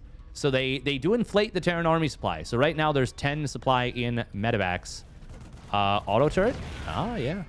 Raven up to 10 kills. Wow. Okay. That's pretty nice. Nice little Zealot run by, speaking of which, by Christianer.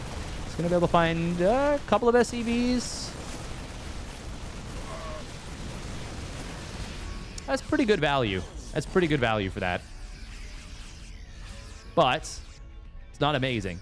And Christianer's behind. He needs better than pretty good. He needs very good. ByuN has not started another armor upgrade. He's going... Okay, well, literally just decided to make a liar out of me moments after I said it. But regardless, he is going to be heavily committed.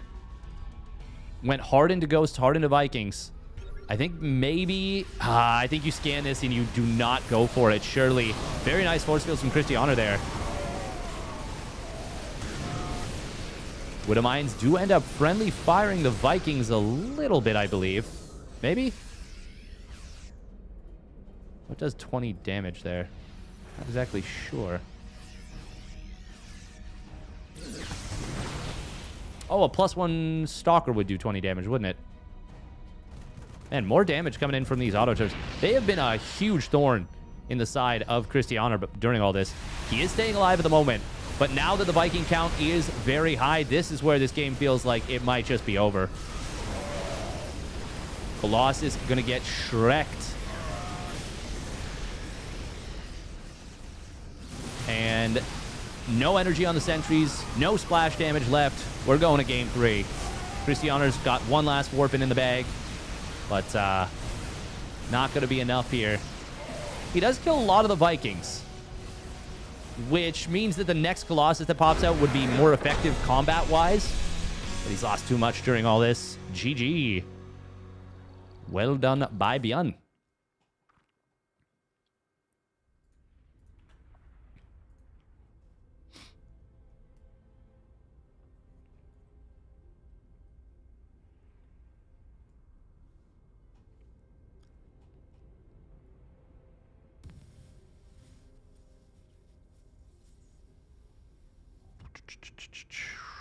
Yes, it was a pretty good Zerg map pool, and then it moved into, I think, one of the worst, if not the worst, in Legacy of the Void. In terms of, like, imbalance for one matchup or another. Thank you very much for the 2 buckies. Pashka TLT. Appreciate it. Yeah, the other thing is, too, Terran players were like, oh, man, it's really frustrating when Zerg catches my ghosts with infestors. So the one tool that Zerg really had to deal with ghosts was then, like, made that much more difficult to use. And it was already very difficult to use. Like, there was... It felt like vibes dictated a lot of the patches during that short period of time. Ooh, gas first NG Bay block. Okay. Here we go. Spawning down on the bottom left for the Shopify Rebellion. It is ByuN. Just some good fights in the mid game. And able to snowball it into a Ghost Viking dub. Well done. Spawning up at the top right for Offside Gaming, it is Christianer in the red. Yeah, the thing that's interesting, too, about StarCraft 2 is, like, if we balance for the top players, that is a moving goalpost, is the other thing, too. And there's no guarantee that one player is better than another. Engineering Bay will get down, but it is going to get spotted and jumped upon immediately. Pulls 6 probes against this. That is a pretty big reaction. He's surely going to go Gate Cyber, right? He's not going to try and go Gate Nexus. He is indeed going to go Gate Nexus. That is a... I don't know that I've seen that before. I'm not saying I don't like it. I'm just saying...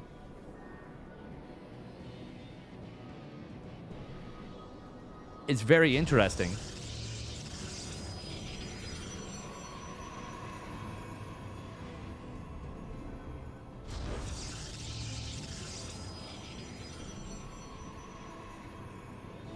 TVZ has this problem where it hits 4 bases and it becomes very hard to move out against Zerg. I think that is far less accurate than it used to be with the nerf to abduct. The fact that tanks can't be abducted anymore makes it much, much, much easier to move out as Terran. I feel like that actually had a much bigger impact than any Terran is willing to admit on the matchup.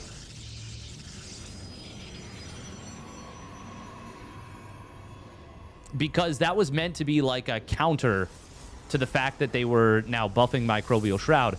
But then they very, very, very quickly toned Microbial Shroud down a lot. And it was already not super powerful against highly mobile bio.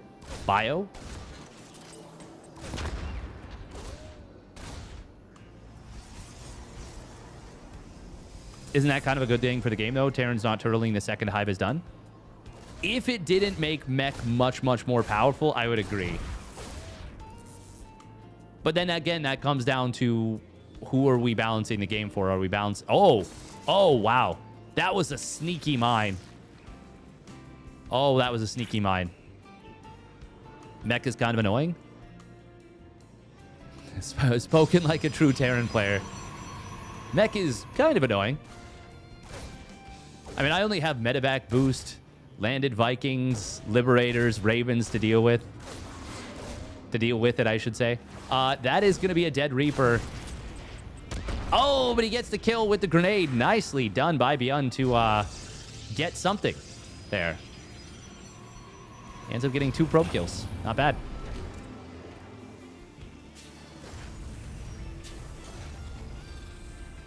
Don't pretend I don't suffer. I mean, mech in TVT and mech in TVZ really aren't comparable. I'm not going to pretend like mech in TVT isn't very frustrating to play against. But the tools you have to deal with it are a lot better in TVT. A lot better.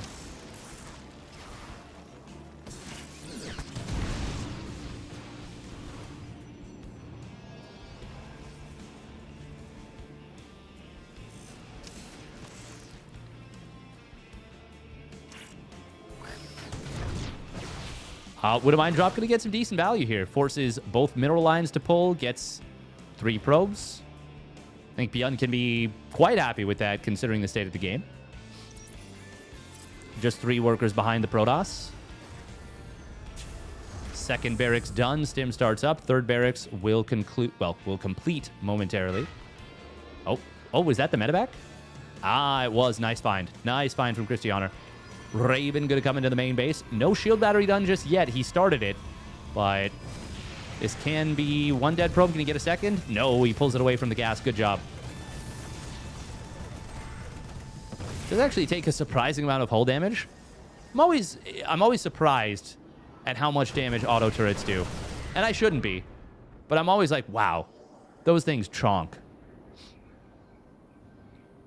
Abduct greater than interference if it was still allowed. But that's the thing, it's not anymore. It's not. Blinding Cloud is... And the thing is, you have your own tanks too, right? You have your own tanks, you have Liberators with range, you have Vikings that can land, you have medevac boost. I'm not going to pretend like these are all easy to use. We've gotten to the point where like zoom boosting drops on top of armies, like spread dropping with mech or against mech is like a given. It's not that easy to execute. It's a tricky thing to execute for sure, but the tools are there.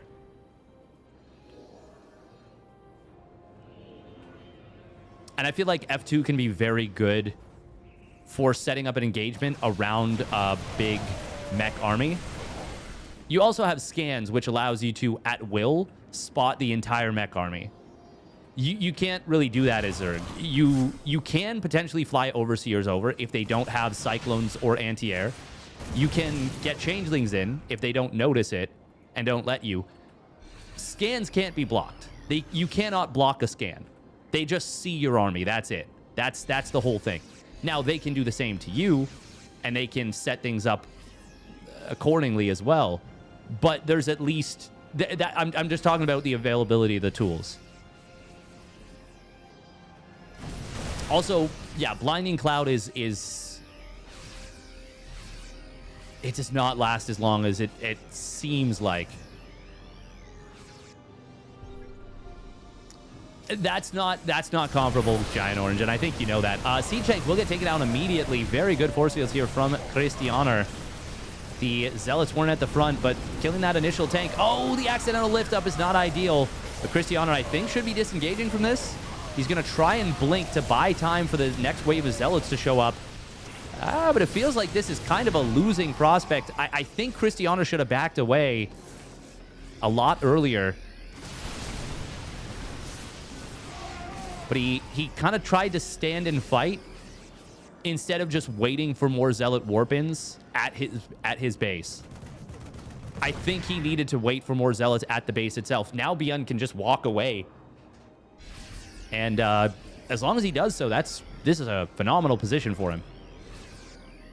The worst thing that could happen would be he overstays, doesn't let his army heal up properly, and then loses a bunch of it. But even just waiting till the medevacs heal everything back up to full till they generate enough energy to do so is still probably fine. He is going to force more sentries to be warped in, and that's going to continuously delay the tech. Christianer trying to tech a lot of different ways at once. Nice hot pickup right there. Saves some of the bio from those force fields. Very nicely done.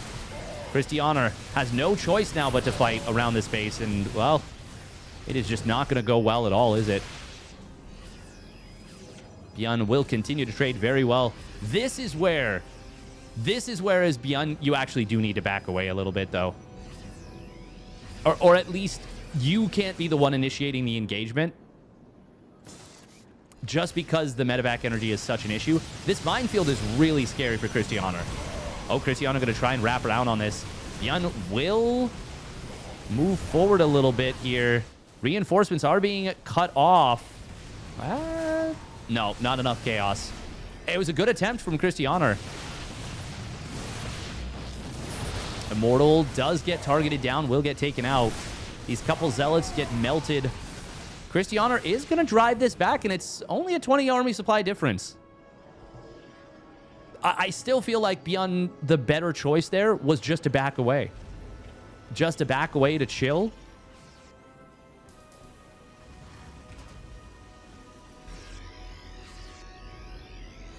Yeah, and just wait till, like, right now he could have an army that Christianer just would die to instantly. But instead there might be enough for Christianer to hold still and maybe push this game further. The thing is, it's 1-1 versus 0-0, 2-2 on the way. I think ByuN still comfortably wins this game from here. Anti-armor missile. Oh, that paints the entire army orange. Gets a cancel on the newest base. Force field's getting dropped prematurely. Just trying to wait out this anti-armor missile. This is so much potential additional damage here on this. Do we have Zealot run-bys? No, ByuN's just going to back away. I'm honestly okay with ByuN just waiting till 2-2.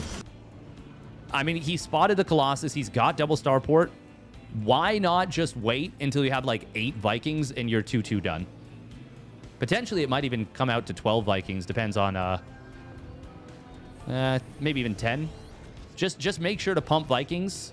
Go with 2-2 and max out, and I don't see a world where Cristiano can possibly hold. I mean, the upgrades, the tech disparity, the tech counters, and ByuN's just going to have ghosts. Yeah, this feels like short of the biggest disruptor shots of his life.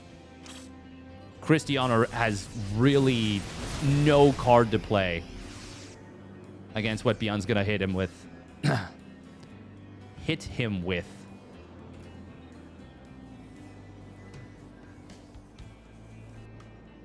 I will say it's a big exercise in patience for a player like ByuN, who really just loves to fight nonstop.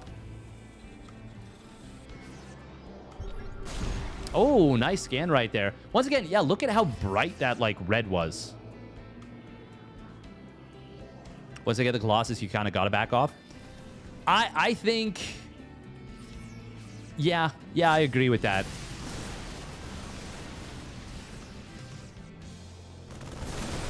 Cristiano loses another just 5 Zealots kind of for free there. ByuN getting another good little start to the fight. There are 4 Colossus here. ByuN does accidentally lift up a few bio units in the front, and Vikings were not target firing, so 2 of the Colossus do survive with a lot of HP. Or sorry, with very little HP, I should say. But even with for ByuN standards, a very suboptimal engagement, it's not even close, to be frank.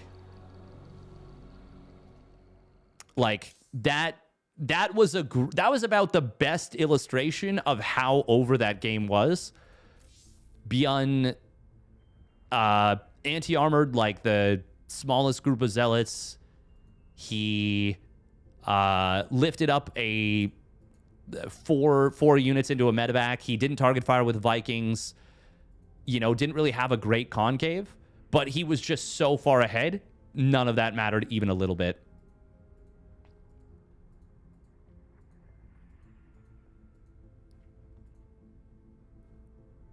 ByuN using the Raven when he has Ghost shows he's a pro. Yeah.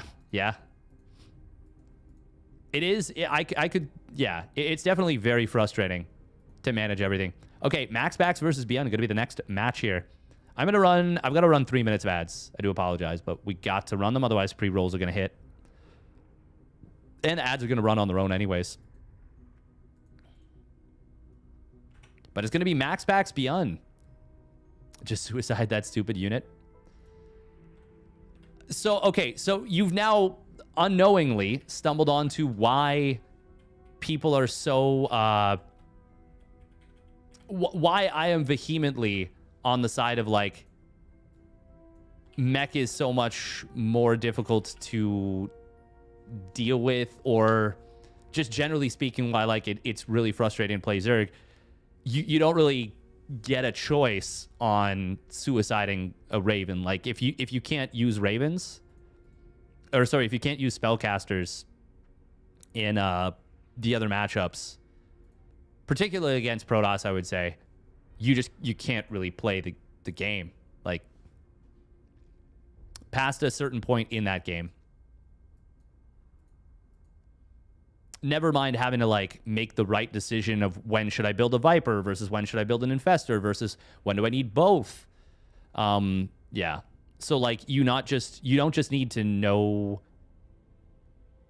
like, have the execution. You need to know all the theory too. It's a completely different animal. Yeah, absolutely it is. But that's what I'm alluding to. Did you miss it? Depends on what you mean by it. Probably not. If you're looking for MaxPax versus ByuN, that is just about to start. Yeah, I don't want to pretend like the game is easy for any of the races. It legitimately is very difficult. Like, and there's so much you can do with, like, Blink Stalkers for Protoss. Like there is Oracle control is obviously very, very difficult, very tough.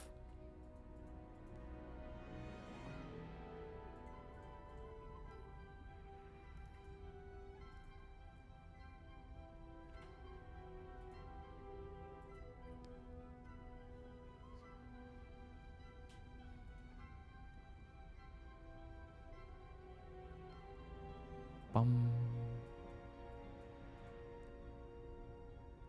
Do, do, do, do, do, do, do, do.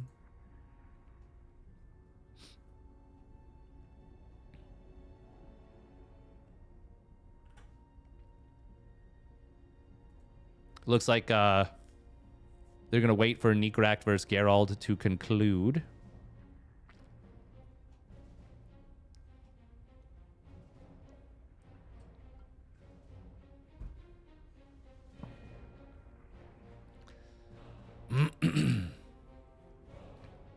Reminder once again, if you do want to support Monday Night Weeklies, keep these tournaments going. Exclamation MNW.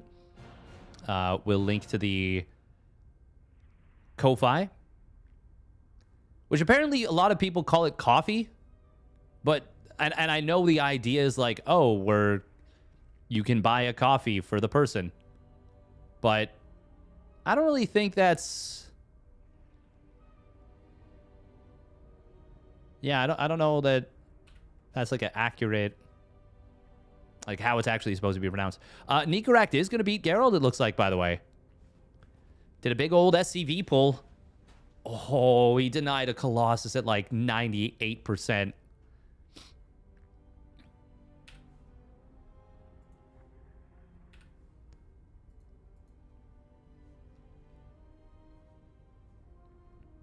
Klingons have it the worst. Hard to manage that temper. Ah, that's true. But on the same side of that coin, Vulcans have it pretty tough because they're not allowed to express. Although I guess it's not so much that they're not allowed to. It's just that they have such a strong grasp of their own, what did you say, emotions? It's got a coffee cup as a symbol. Yeah, for sure, for sure.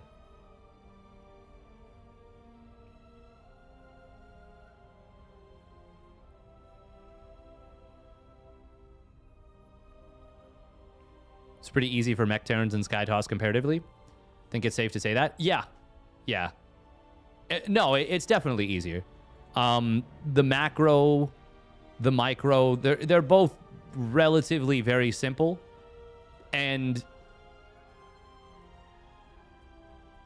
yeah, no, it's far, far, far, far, far easier to, I would say Mech in particular is actually extremely easy because it's so F2able with the ability to like siege.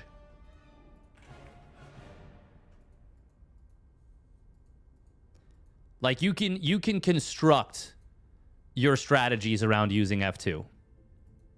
And the macro is already quite easy relative to macroing bio because you're just building less units. Skytoss carriers are pretty F2able. They are. Absolutely.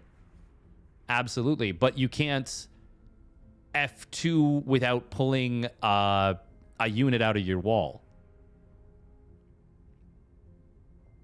And then exposing yourself to Ling run bys.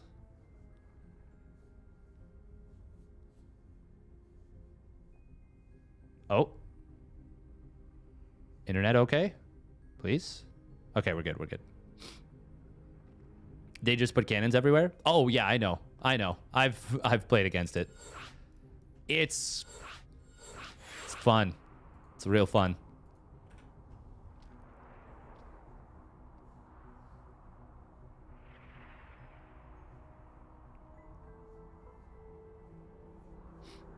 Biotank versus Mech TBT is harder than Zerg versus Mech. I personally disagree with that one. Exactly, that's the thing.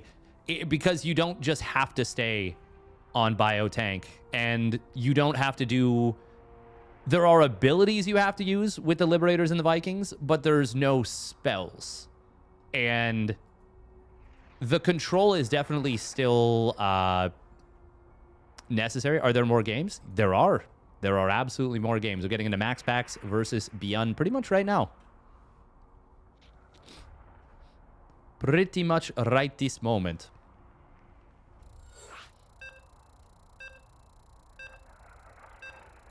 Also, yeah, that's a good point. It's not until +2 weapons that the tanks become, like, totally devastating versus Marines. But then once they get it, they become devastating. Truly.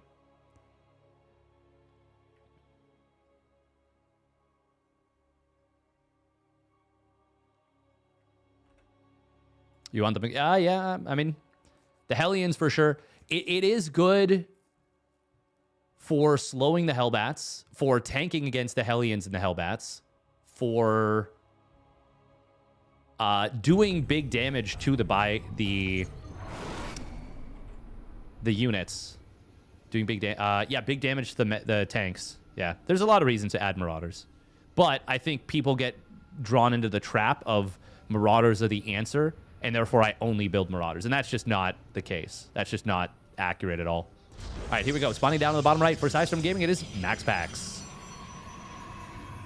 And his opponent spawning up at the top left for the Shopify Rebellion is ByuN.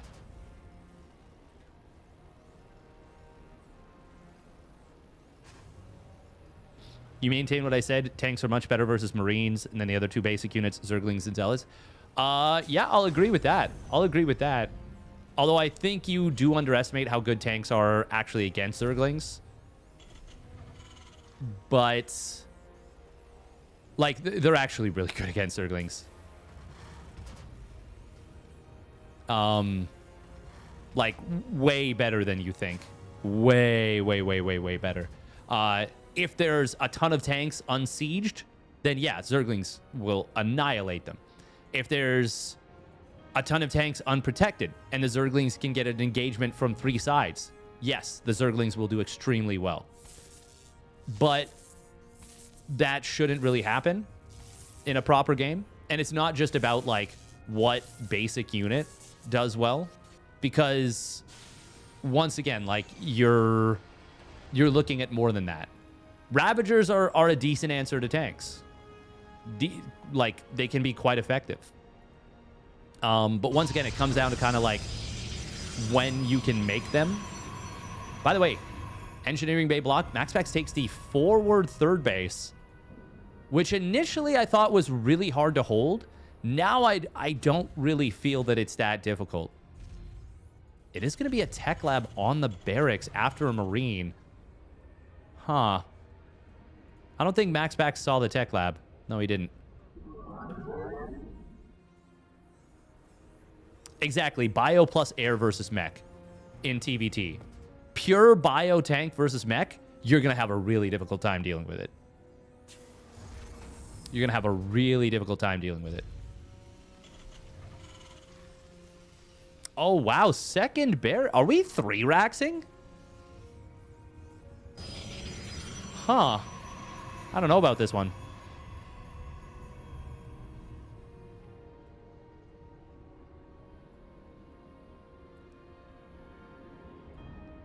In general, it's easier for Zerg to break mech, but no. No. That is simply not true. It is extremely difficult for Zerg to break mech. It is so difficult for Zerg to break mech. If Banshees didn't exist, I would potentially agree with you. It's not. It's not. There are specific tailored builds you can do that can be good against certain things. No. Kill them on 3 base with Ravaging Bane. Are you serious? Banshees, my guy. Banshees. Neural versus mech is good if they don't see it, if they don't have tanks. Oh, wow. We're going double reactor on the barracks here. What the hell? This is so... What is this out of ByuN? This feels like a tank push, like a Marine tank push, but he just doesn't have tanks? And, like, doesn't even have a factory? This is very strange. Anything is good if they don't see it. Exactly. Damn, Braddock just disgusted with ByuN's build. He says, I want out. I'm out of here. Adept does get taken down. Shield battery is done. We got a Robo at the front. That does feel a little dangerous. It means if there was a tank push of some kind, then Immortal would be out at the front. Game paused. Interesting pause. Tactical, no doubt. Ah, yes. 500 ping. That'll make it tough.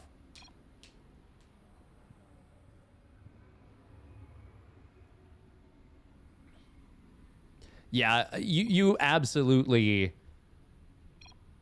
Trying to kill someone on 3 bases with Ravager Ling Bane, if they have gone for Banshees as the opener, or BCs, that's not an option.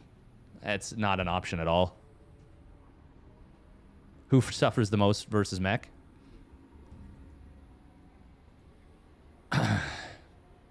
It is funny because we are using the term suffering.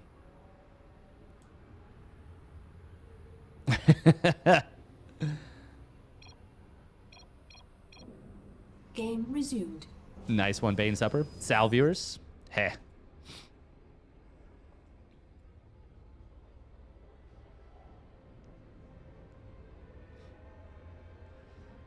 Sisyphusian in Origin.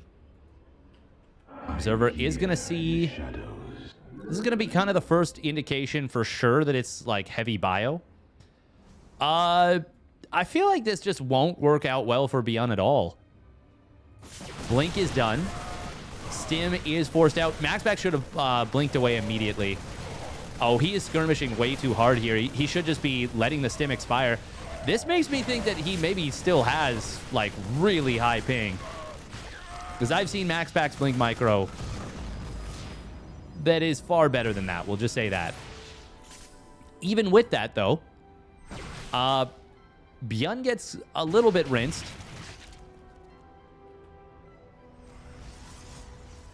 Yeah, MaxPax is clearly still playing with a lot of ping. That is, like, very obvious to me.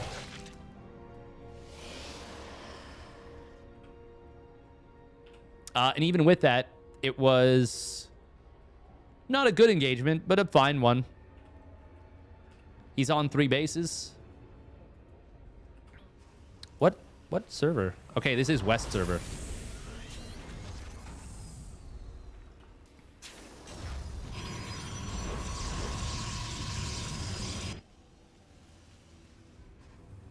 Yeah, that felt like kind of the best scenario ByuN could have found against the Stalkers.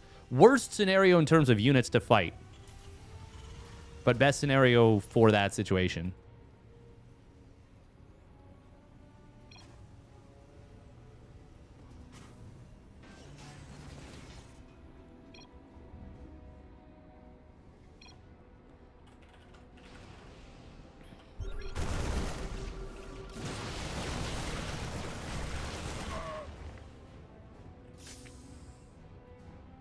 Okay, so it seems like there's probably an issue right now with the connection between Europe and NA.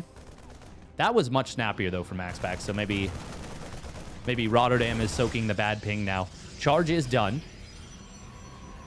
MaxPax, this is where having the frontline robo facility could be very beneficial.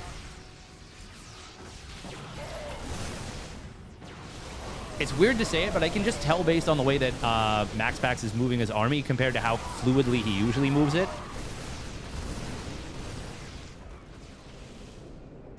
Is soaking, Jesus.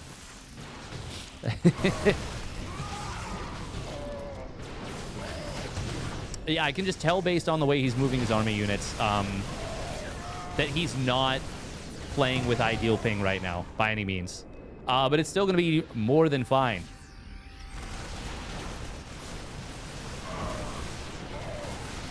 ByuN going to try and kite back here.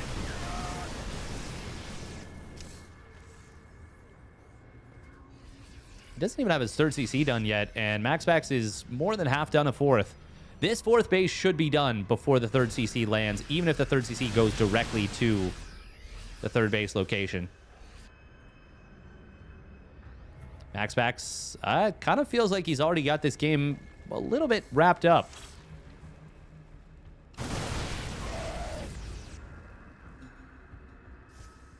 Submerges himself into the ping and then becomes motionless. Oh. Oh. Oh, that was a little bit wasteful for MaxPax. Got to be careful still. It's not that over yet. But as these Colossus show up, Standard Thermal Lance +1 weapons comes online.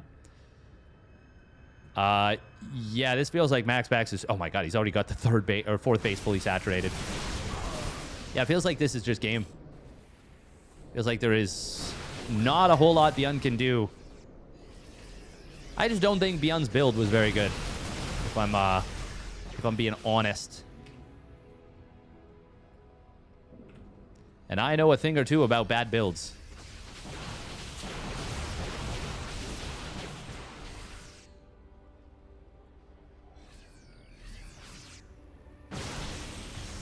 I gotta sneeze. Yeah, he played like a weird 3 racks. Concussive first, exactly. Concussive first, heavy marine.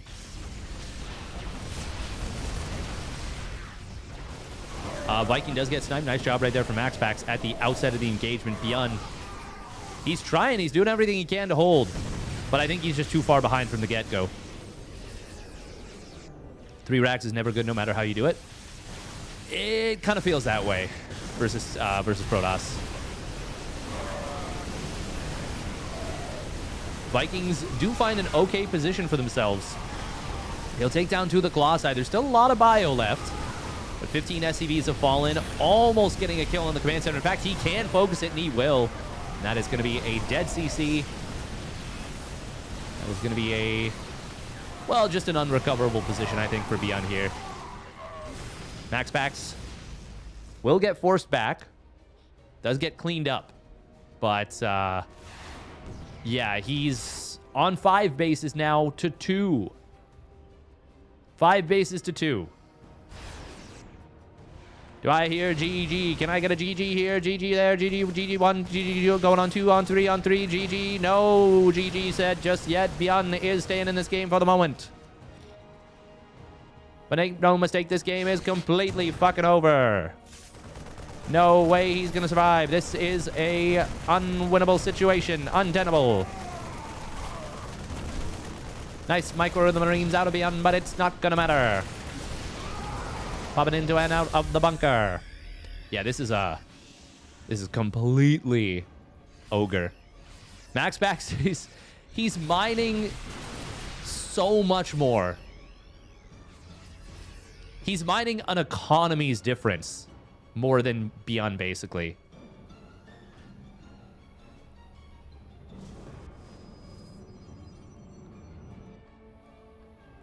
MaxPax, I'll take a 6th. Why not?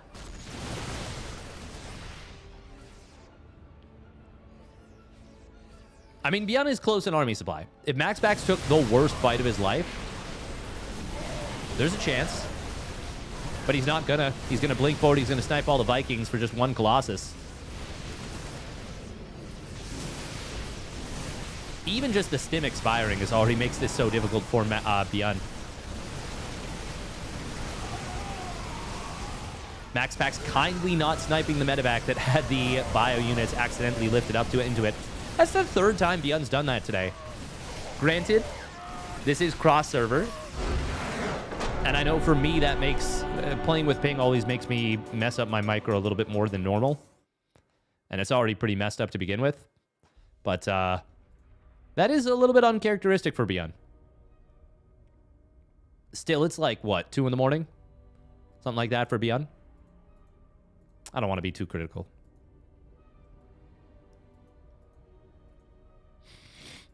Oh my god.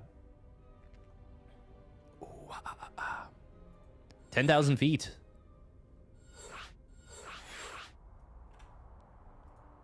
I will agree with whoever in the chat was saying this format does tend to drag on a little bit.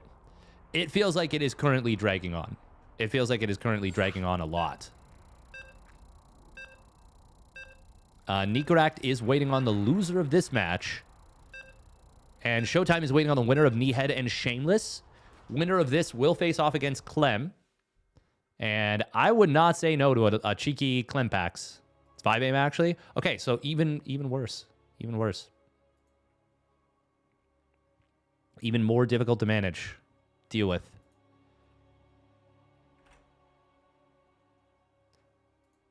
Bop, bop, bop, bop, bop.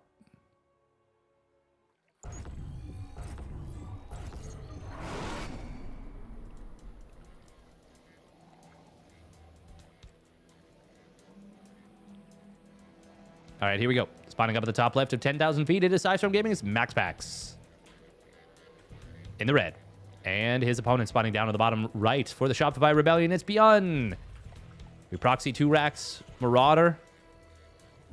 I'd be fine with it. I'd be okay with it. But it might just be proxy racks Reaper. It shouldn't be an engineering bay block. It would feel weird if it was.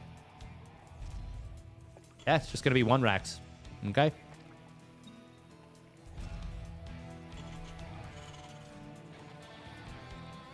Imagine a timeline where Clem doesn't get sponsored by Team Liquid. Is he still the best in the world today? Oh, that is a very interesting question. I think... Oh, I don't know. That's a really good question. I know Team Liquid is an excellent supporter of their players in terms of like giving them what they need to succeed. And the stability that it provided must have been very helpful. I do think probably the supportive nature of his living situation, his parents, it might have taken longer.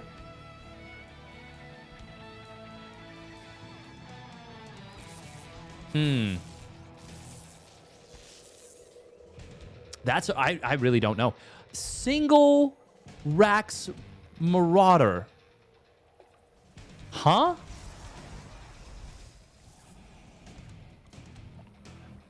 Are we building a factory with this too on the other side of the map? No, we're building it at home.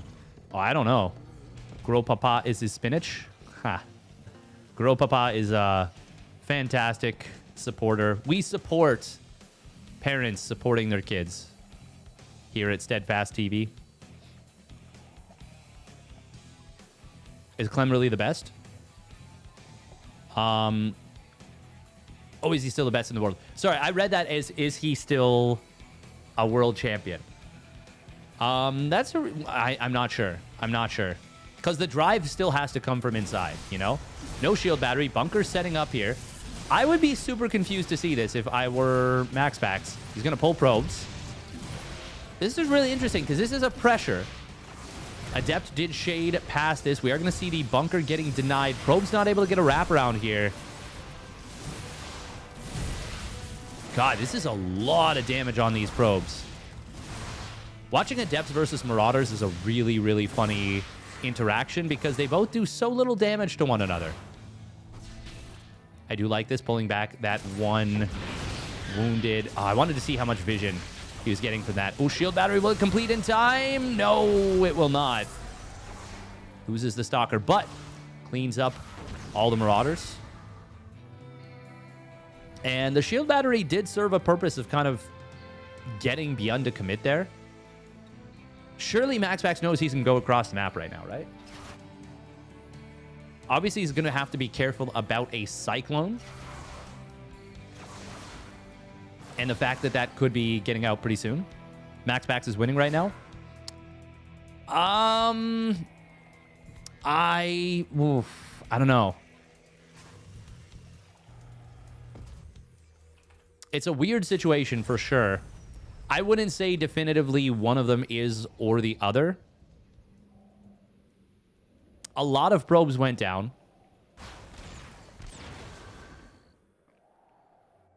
Killing one of those adepts is obviously very nice.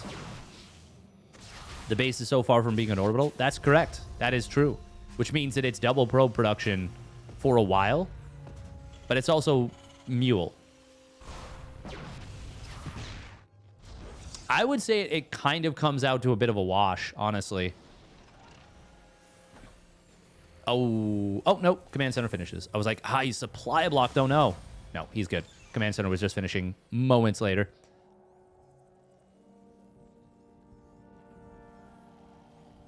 I mean, second barracks is already done. Second gate and third gate are nearly done. No, I'd say this game is very, very close, very even. It's kind of easy to say that now.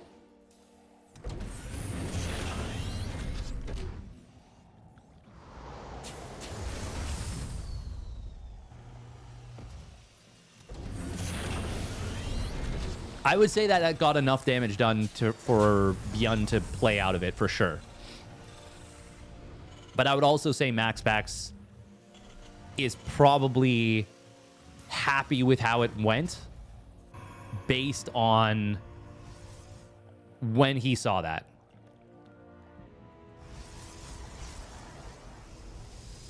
I would say ByuN is probably unhappy with how it went, considering that went unscouted.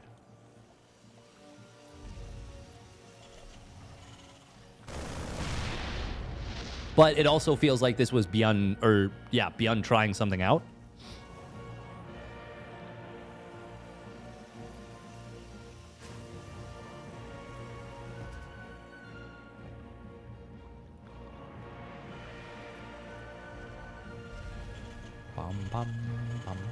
Yeah, I think that this was close enough to a wash that the better player will win from that situation the majority of the time.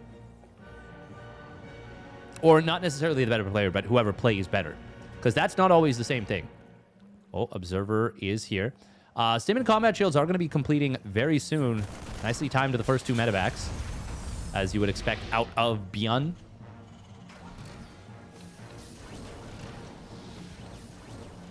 +1 weapons, though, is going to be a ways away from completing.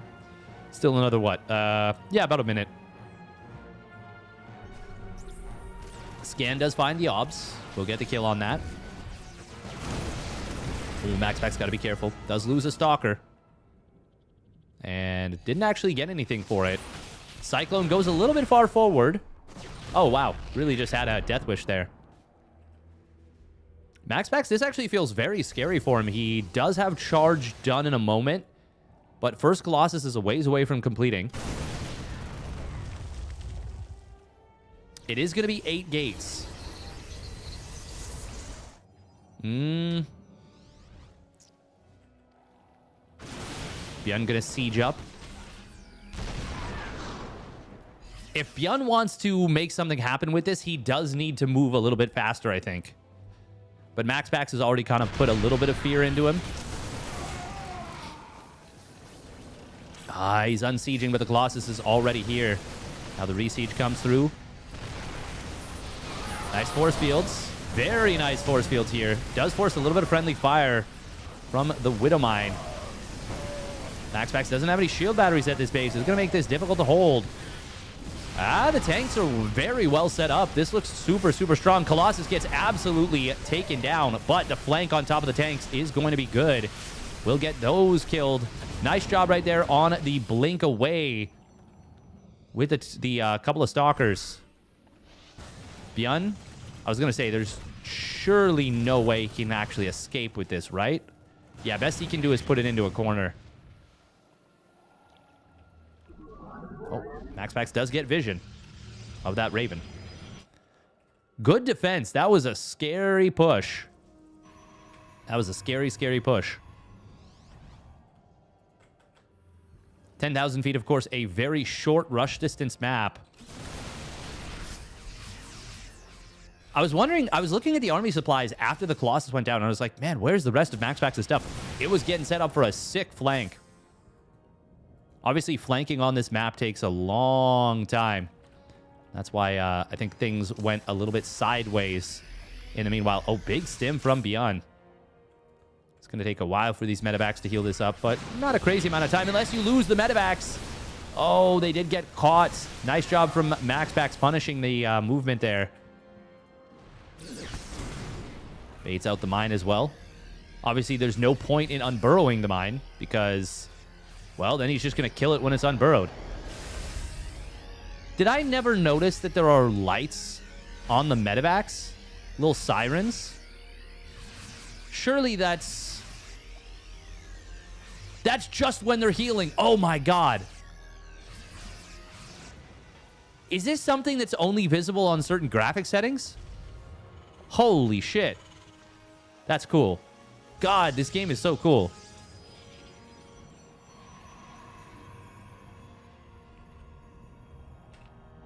Fourth base is going to complete. Yeah, it's funny that you were like, I think ByuN's behind. Because it feels like this game could not be more even.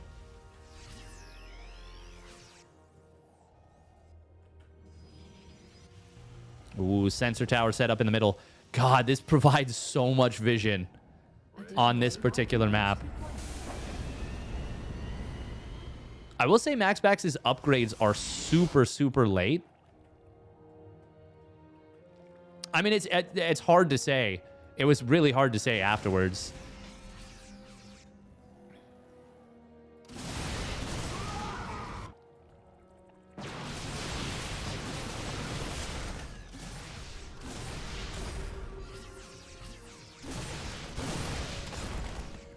Doesn't your doctor have flashing red lights that come out when you're at their office? Exactly. Nice little fight there for ByuN. MaxPax set up with a little Zealot run by. He does complete his +1 weapons. Let's see how long it takes to start up the +2 attack. He already has the +1 armor and the second forge. Well, second forge done, started up the +1 armor, I should say. Oh, nice little Sim City here from ByuN. Actually using the 4th CC as a part of that.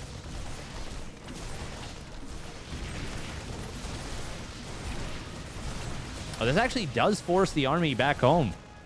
Wow, and it's a big stim from ByuN, too.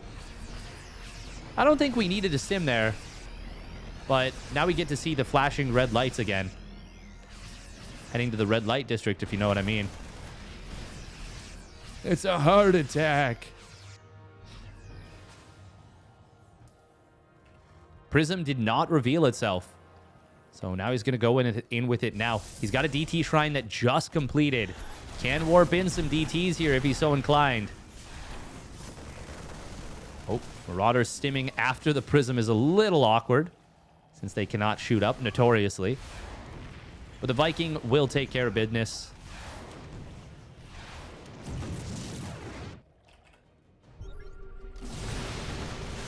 +2 attack did get started. I swear I just heard a disruptor shot fire, but evidently not. Zealot's looking for a flank here. Vikings do take down one of the Colossus. That's a very good Zealot flank. Oh my god. That was a dream Zealot flank. EMP does whiff on the front line of Zealots. Dream Zealot flank. Still, ByuN is in pretty decent situation. He's landing his 4th. And I've been saying this for a bit. Once the Terran gets their 2-2, gets their 4th base secured, that is where the game goes from being pretty good for the Protoss to a lot more difficult. A lot more difficult. But 4th base not a planetary yet. It is going to be 2-1 done for MaxPax. He is going to hit with some Zealots on this 4th base. And it's a little bit of a late pull on the SCV line there. 5 SCVs going down pretty quickly. Meanwhile, now an attack at the front. Vikings are going to absolutely blast the Colossi, though. And that was a disastrous sequence for MaxPax. The Zealots getting into the 4th base, good. The fight at the front, about as bad as it could be. Zealot warping in the main, also good. But when you lose that much army, well, it's not going to be a good situation. ByuN needs to save this 2-2. He didn't land the Vikings. Evidently, he didn't want to. MaxPax is targeting it. He's going to deny the +2 armor. No! No, that wasn't supposed to happen. ByuN, that is a big problem there. That was it. Oh my god, that was actually so brutal. He could have dropped a mule even and it would have saved it. ByuN responsive, maybe a little bit. We're up to 12 gates now. MaxPax all of a sudden. Oh, he's gone in very deep here. The disruptors, will they be able to land their shots? Oh, one of them gets a big one. A lot of Zealots warping in on the right. MaxPax, he needs to just get out with as much as he can, and he will blink in a nice way to do so. Oh, disruptor shot. Oh, 2 Marauders and a Ghost getting hit. Actually, no, apparently 3 units got hit, or 3 units got killed, because the Ghost survived. 4 units got hit then, is what I'm trying to say. +3 attack nearly done for MaxPax. ByuN did rebuild his NG Bay. Losing that +2 armor hurts so much for ByuN. MaxPax on 5 bases has not yet mined out these minerals, which of course would be very beneficial for him. Oh, nice blink out of the scans. ByuN had to scan... Oh, well, that's a little bit of moopsie for MaxPax. ByuN had to spend 3 scans, and I was going to say only killed 1 DT. But MaxPax makes it 2 by sending in the 1 DT a little bit oopsie. A little bit oopsily. Obviously, when you're trying to do 15 things at once, it's hard not to have at least one of those things fall through the cracks. MaxPax going back into a single Colossus, interestingly. Oh, ByuN is going to find a free base on the top right, but it's not so free, says MaxPax, as he recalls in. ByuN will snipe the Nexus. Can MaxPax get... Oh my god, ByuN trying to bait a blink to the wrong side. Disruptor in the middle. No kills, but a lot of damage. And these medevacs are low on juice. Looks like MaxPax did find multiple of the medevacs. He gets the only one. Oh my god, he gets all of them. Holy guacamole. The game has flipped. And now the resources lost down to below 4,000, whereas at one point, I think it was at like 6,000 or 7,000 difference, maybe more. MaxPax still has the big eco. Bit of a banger macro game here. Zealots charging forward here. They do have the upgrade lead. 3-2 versus 2-1. This is a really tough timing for ByuN to fight. And MaxPax gets a very good engagement there. Kills off a good number of bio units.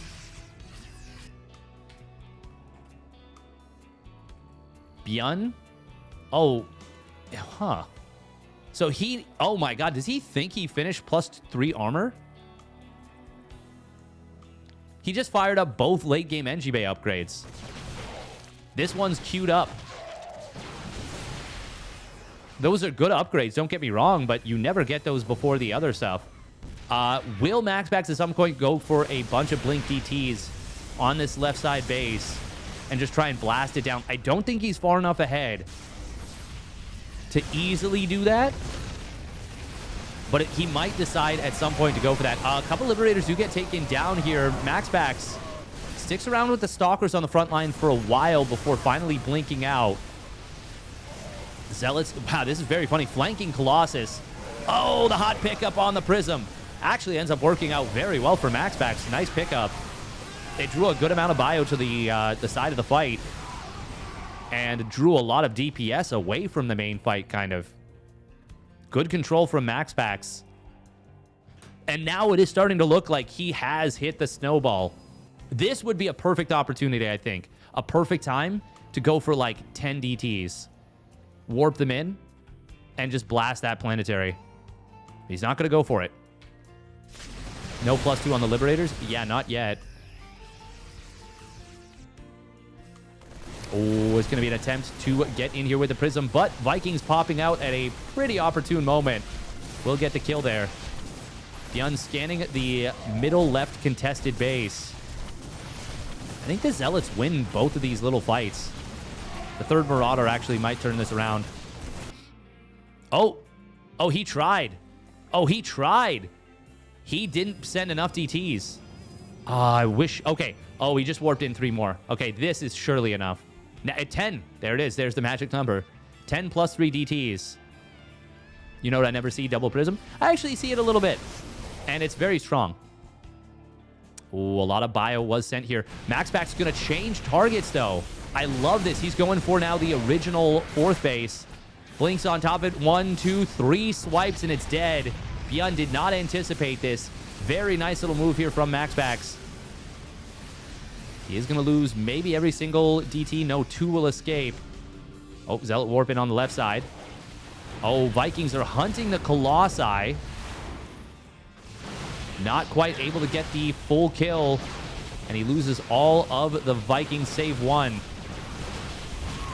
ByuN is running out of steam in this game.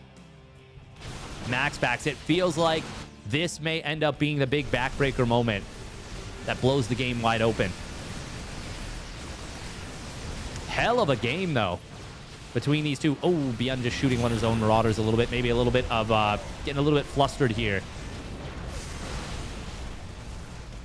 Not able to snipe that orbital. But I think he killed this command center. I'm trying to process everything that's happening at once, but there's just so much. Colossus will get taken down, but it's triple Robo Colossus behind this. MaxPax does still need to be a little bit careful. ByuN is about to complete his +3 armor, and he's got a lot of army supply. This is still a little bit scary. There's so many medevacs that are maxed out on energy, by the way. Hang on. Can ByuN do this? MaxPax is engaging a little bit before the Colossi show up. He's doing enough. He's doing enough, I think. ByuN's stim expires. Zealots and DTs now on this 4th base that has been re-landed. The main? Yeah. One of the Colossi does go down to the main fight, but ByuN doesn't have enough to punch through. MaxPax, far too much eco. Yeah, that seems about right. Damn. Hell of a game, though. Hell of a game. You might even say that was a banger. I certainly would.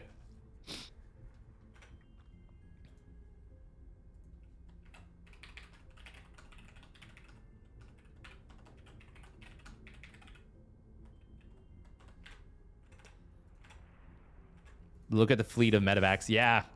You know it gets crazy when the health bar disappears. Or, the energy bars disappear. That means they're all maxed out on juice. They all had the Caduceus reactor. Great games.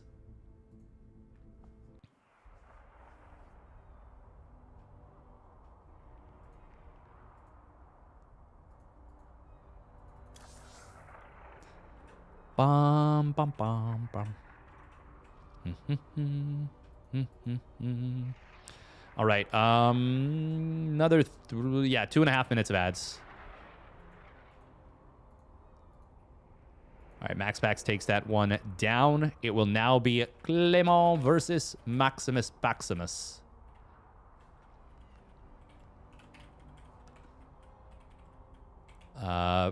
Pre-reset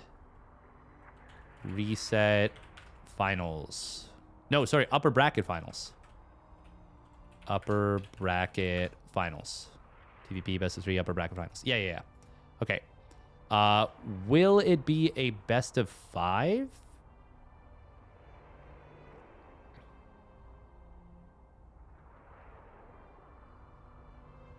Shameless did end up beating Kneehead, who had himself pretty... Okay, well, actually, fair enough. He got a couple of walkovers. He got a walkover over Scaleless, but he did beat Fiant. He got a walkover over Christianer. Then he... seems like he had a long game versus Shameless, perhaps. So maybe having one of those really good days. All right. I will be right back.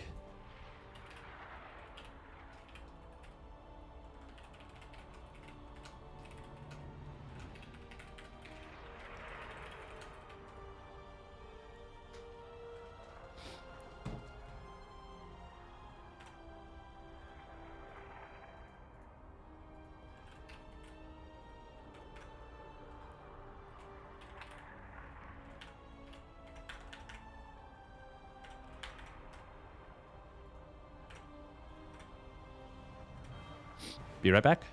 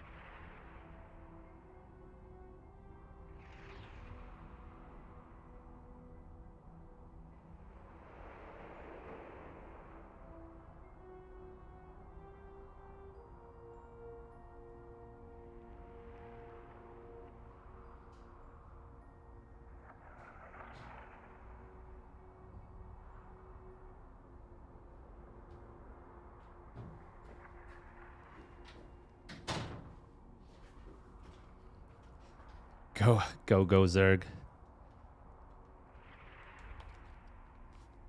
Unfortunately, some bad news on that front, as the Zergs have been eliminated. Wump, wump, wump. Mostly they just didn't sign up today. We had Young Yakov and Fiant, and then somebody named Carpfen. Who is that? Who is Carpfen? That's not Jay, is it? No, that's Carpfen. They beat Seb? Who is... Wait, what? Who is that? That is crazy. That is absolutely freaking crazy. Carpfen. K-R-P-F-E-N. Even in a best of one, that's very surprising and impressive. Now, granted, a best of one, a lot can happen, but... Wow, they're 5.1k EU Zerg. That is really surprising that they were able to take down Seb. Sounds German. They are, in fact, Italian, as per Wikipedia? Wikipedia. That is Italian, right? Yeah, Italian.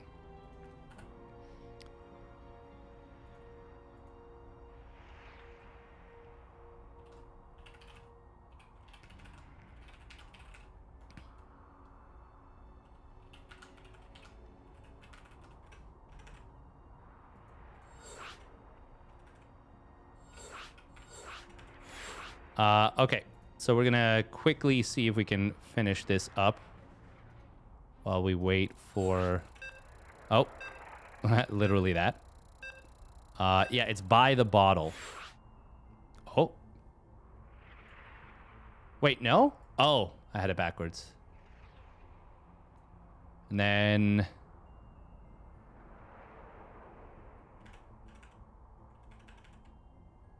Oh. Oops, I wanted to get into StarCraft 2, not change the protector. Oh, wait for Roddy. Roddy wasn't in yet. Ah, okay.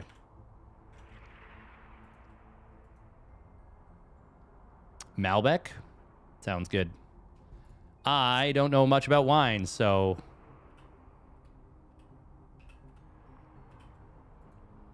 Connections, okay.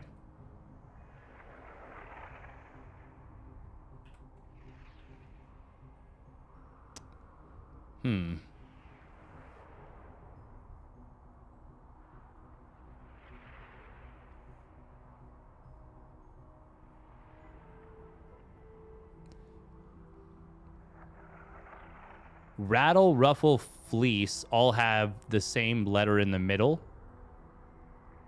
Buffalo as well. But it's not 6 letters. Squeeze also. I don't know if that's anything, though.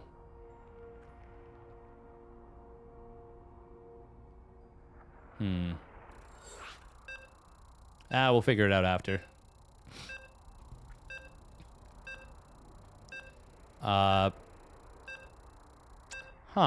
Obviously, milk and cow. There's an association there, but I'm not really sure. I also don't know what a Goa is.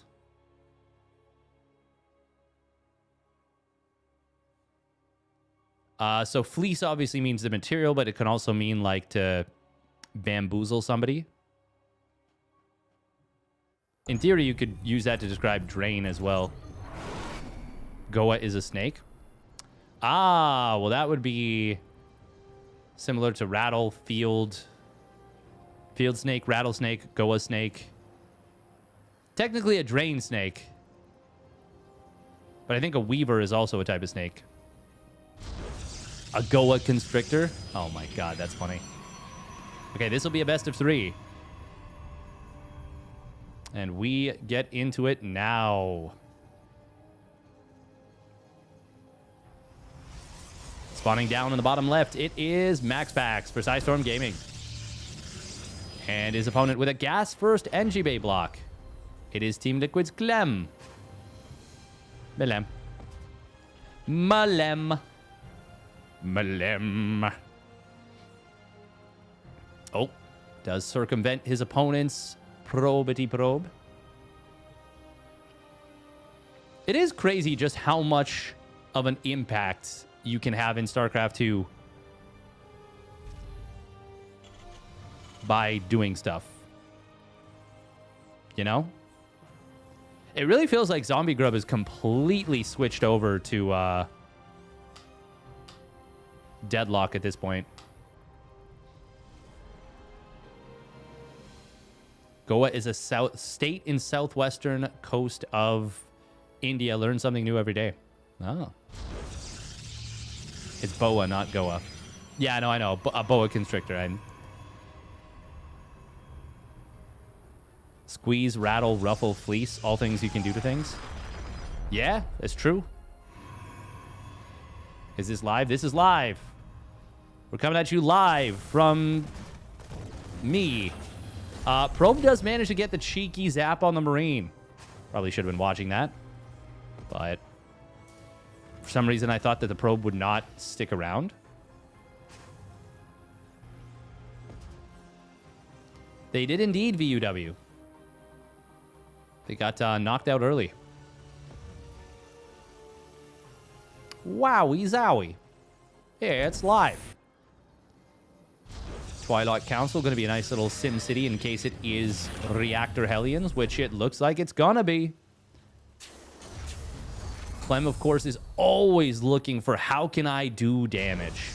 How can I get some work done?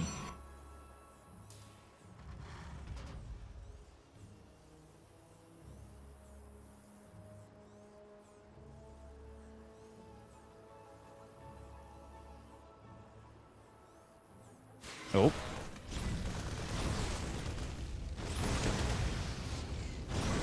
We are going to see a nice little snipe on one of these SCVs. Twilight of the Old Guard. You mean MaxPax and Clem? I mean, they're definitely not the Old Guard. They're the new blood. They're the new blood for sure. If anything, Shin has definitely been around longer. Still weird to me that he changed his name from Ragnarok to Shin. I feel like Ragnarok is such a cool name, too. Oh, it is 4 Hellions, not just 2. One of them taking a lot of damage. That shield battery is so nicely placed for making the probes not line up. Now, normally that would be a really bad thing because it interrupts your mining so much. But it's very good in this scenario where you are facing off against a Hellion drive-by. Grand finals are a ways away. That is true. That is true. Let me dream. Eh. Oh.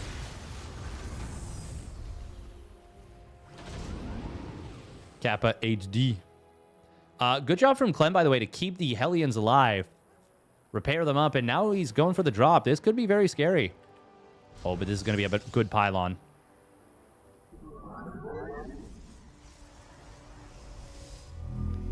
MaxPax will have blink in time. I'm here in the shadows.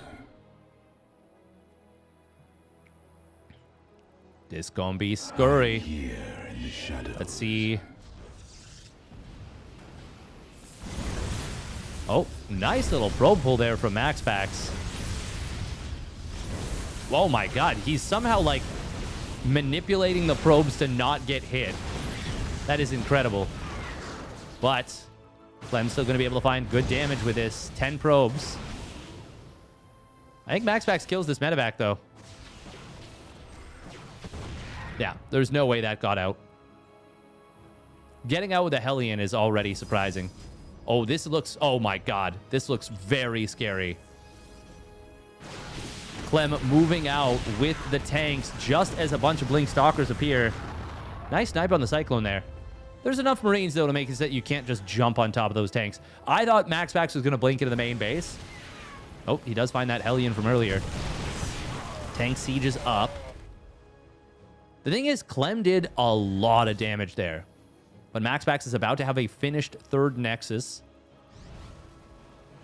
And obviously he's going to be able to pump probes.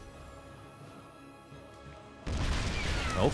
Oh my god, the blink forward is crazy. I don't know about that one. SCV pull is going to be good. That was an extremely bold blink forward, and it did not pan out. Absolutely bonkers, balls to the wall blink. That I would say was a Blanc or a Blunk. Oh. Supply depot does not give full vision there. MaxPax is able to sneak in. It gets 4 SCVs. Very nice. He is so good with these. With this 4 Stalker Prism hit squad. You really just cannot leave a millimeter of your base uncovered because MaxPax he'll exploit it. Oh, Banshee.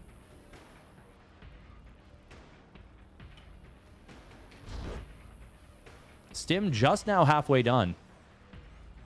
MaxPax has now taken a worker lead. He's got his 3 base setup fully saturated.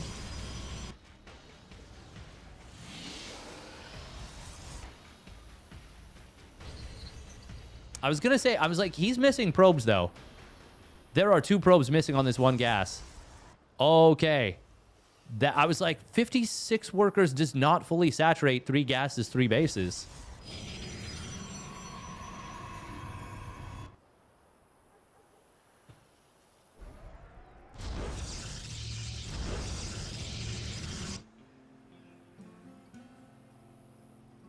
Playing it safe all the time is a bit difficult.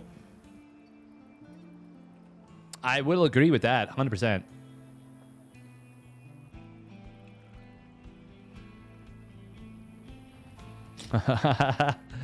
Oh my god. Why the recklessness? I think he felt like he was behind and needed to get something done.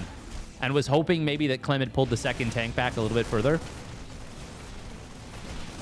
Oh, wow. Okay, we're pulling the boys with this evidently a little bit. Charge Lots in the middle of the map. Siege tanks. Oh, he sieges up. I don't know about that. But it will work out okay. God, there's so many tanks. Even with one of them going down, he's got 4 tanks here. Zealots going to try and take the fight here. Colossus pops out at a very timely moment. Going to soak up a lot of fire before going down. But that enables all of the tanks to get picked off. This Immortal. 9 kills. And MaxPax crushes the push. That was such a clutch timing on the Colossus getting out. It didn't do that much in the actual fight, but it soaked a ton of damage.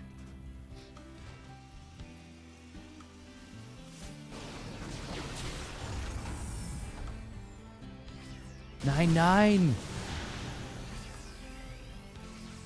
Ba-dum-bum-ba-dum. I love Brooklyn 99. MaxPax's going to go for a 4th base. Finishing up his +1 weapons. He is still going for Colossus. He has gone for the extended thermal lance. Still doesn't realize that he's only got 1 on this gas. Immortal going to be very handy here. Zealot's getting on top of everything. Tank gets taken down very quickly, and Clem is just going to be forced to tap out MaxPax. Very well done.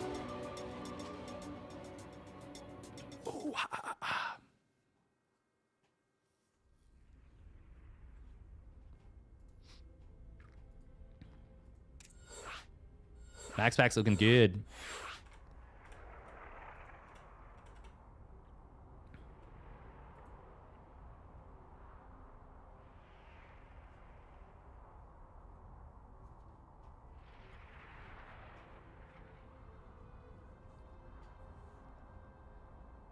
Oh.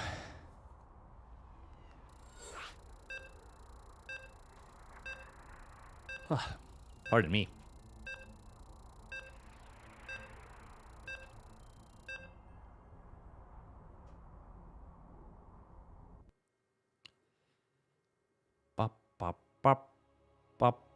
Barp, barp, barp, barp, barp, barp.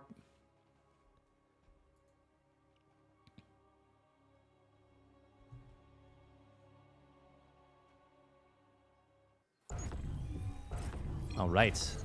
Game numero dos. Here we go. Spawning up at the top right. It is StarCraft Gaming's MaxPax. In the blue. And his opponent spawning down on the bottom left for Team Liquid. It's Clem. Clem. In the red. Yeah, I'm going to see. I'm going to try and get all the way through this. Oh. I'm sneezy. I will be covering the Picasaur tonight or tomorrow night for sure. Oi, oi, oi.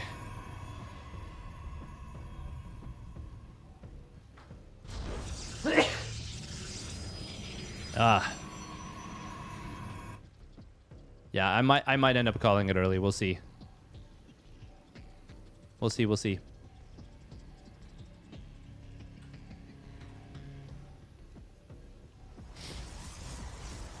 Pardon me.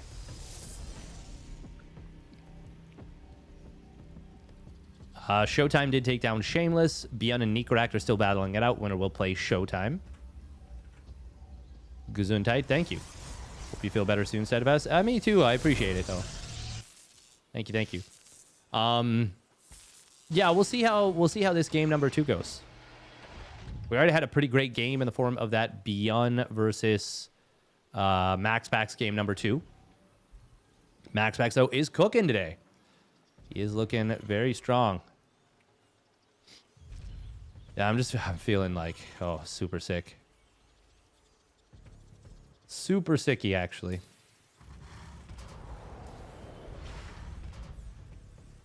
Just fatigued. I haven't gotten sick in a very long time, so... yeah.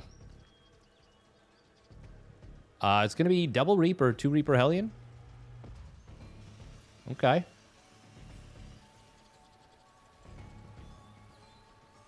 Obviously, it can be 3 Reaper, 2 Hellion, but that's going to delay your tech significantly.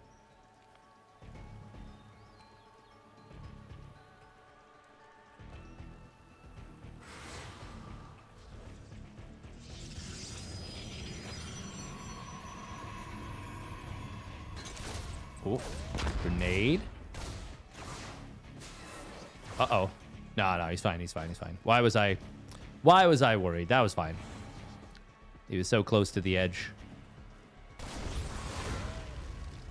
Oh, Clem with a good quick pullback on that Reaper. He's got to be careful, though. He cannot let the second shot connect before the shade goes through. Otherwise, that is a dead Reaper. Good micro. Very good micro. Kept that Adept just outside of range. And now this gets quite scary for MaxPax. He does have a shield battery in the natural, and he's building one in the main. I think that's always a good move against a 2-gas opener to go double battery. But I think it's a necessary move to go for that when you lose your first unit. Especially since you know now that it is at minimum 2 Reaper Hellion. In this case, we can see, obviously, it's 3 Reaper, 2 Hellion. Oh. MaxPax will back away. Oh, okay, I was like, is that in range of the shield battery? Surely it is. It is indeed. Clem going to be forced back for no value, no gain.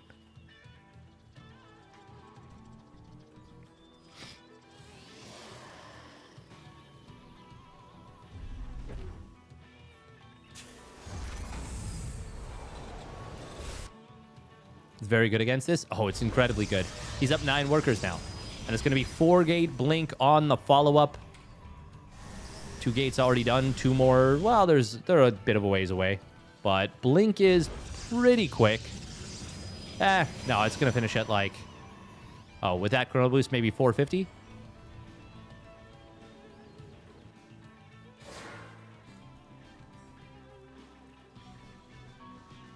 $445? Oh, single mine drop into the natural.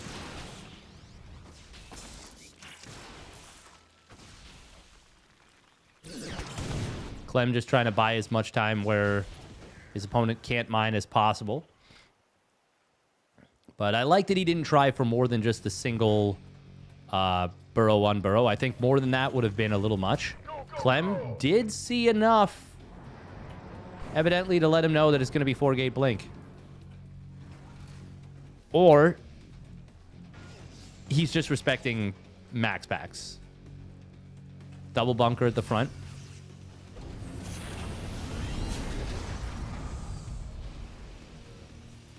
He's going to have double bunker 2 tanks. Yeah. Well, 3 tanks, actually. By the time this actually gets in here. I mean, MaxPax can always get value with a blink play. And he was the first one to teach us that 4-gate blink is not actually all in. It's only as all in as you commit to it. But I will say this feels pretty good for Clem. Or, well, it feels very good for Clem. Mostly because it feels like MaxPax cut workers to make this happen. Oh. Well, this is kind of nice for MaxPax, at least. He's going to be able to chase down... Oh, he actually didn't chase down that final Reaper. Still, gets 3 out of the 4, or 4 out of the 5, I should say, early units. He did lose one of his Stalkers initially during the first 4 Stalker hit squad play. And that's not exactly ideal. Yeah, it doesn't really feel like there's any opening MaxPax has to do anything.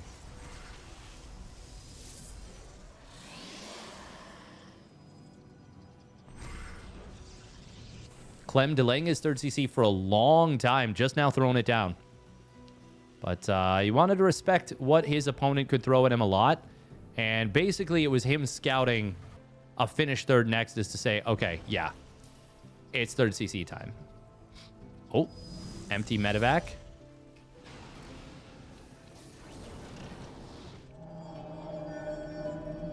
This push out could be very scary.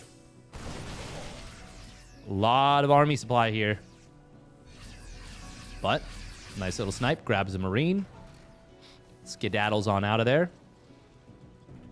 First Colossus is out. Charge is done.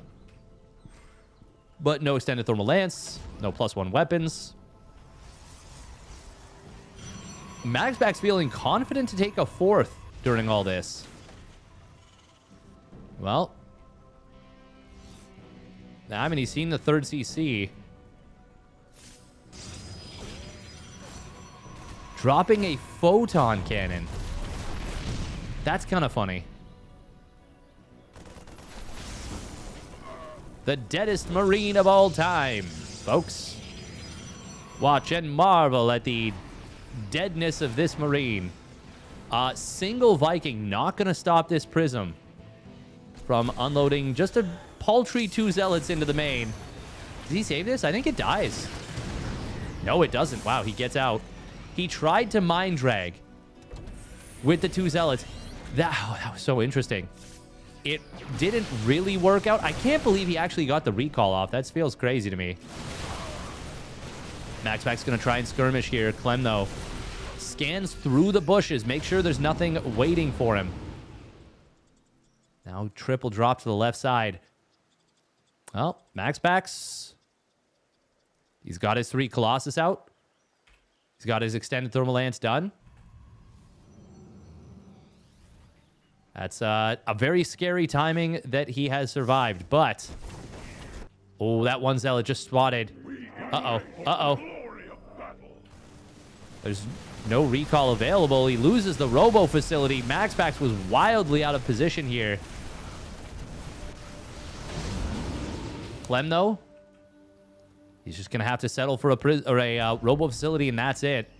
Meanwhile, that Prism from earlier actually does... will it escape? No. No, it's going down. Nice chase down there from Clement. MaxPax, ooh, not quite able to track these medevacs. 2-1 upgrade startup for MaxPax, +1 armor for Clem.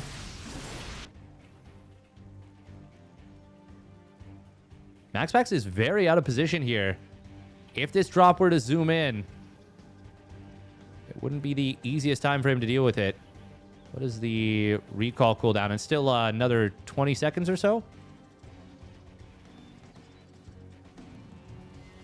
Oh, that almost showed the drop here. Medevacs do have more range, vision range, as they're flying units. Here comes the drop once again. Robo Facility is going to get retargeted down immediately. Doesn't get a single unit out. And now he's going to get the Nexus too. That's a big play for Clem. Oh, very nice move with the multi-prong. Well, not even multi-prong, just a drop. Just a drop.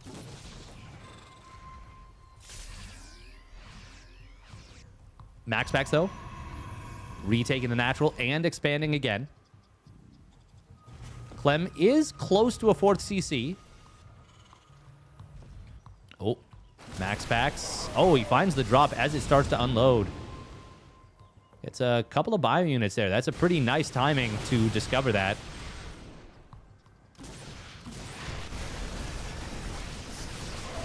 Clem does have a very good position here. Ooh, but Stalkers show up. They're going to be able to take down one of these medis. The other two do escape, as well as a little bit of bio. MaxPax spots this with some Zealots on the side. Gets a snipe down on a Viking.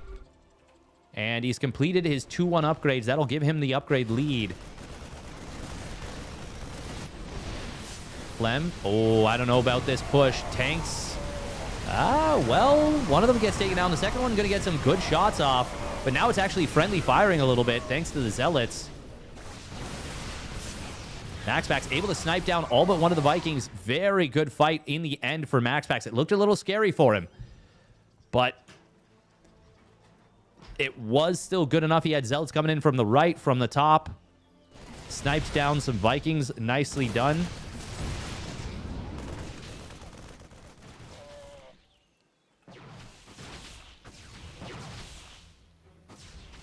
Unfortunately, a little F2ism there from Clement. DT Shrine has completed, and now we got Blink done for the DTs as well. MaxPax, well, this is probably going to be his first target. Well, actually, no. That's once again the target you go for if you have a bunch of money in the bank, big lead. I don't know that the lead is big enough to try and, you know, invest 10 Blink DTs into killing a 4th.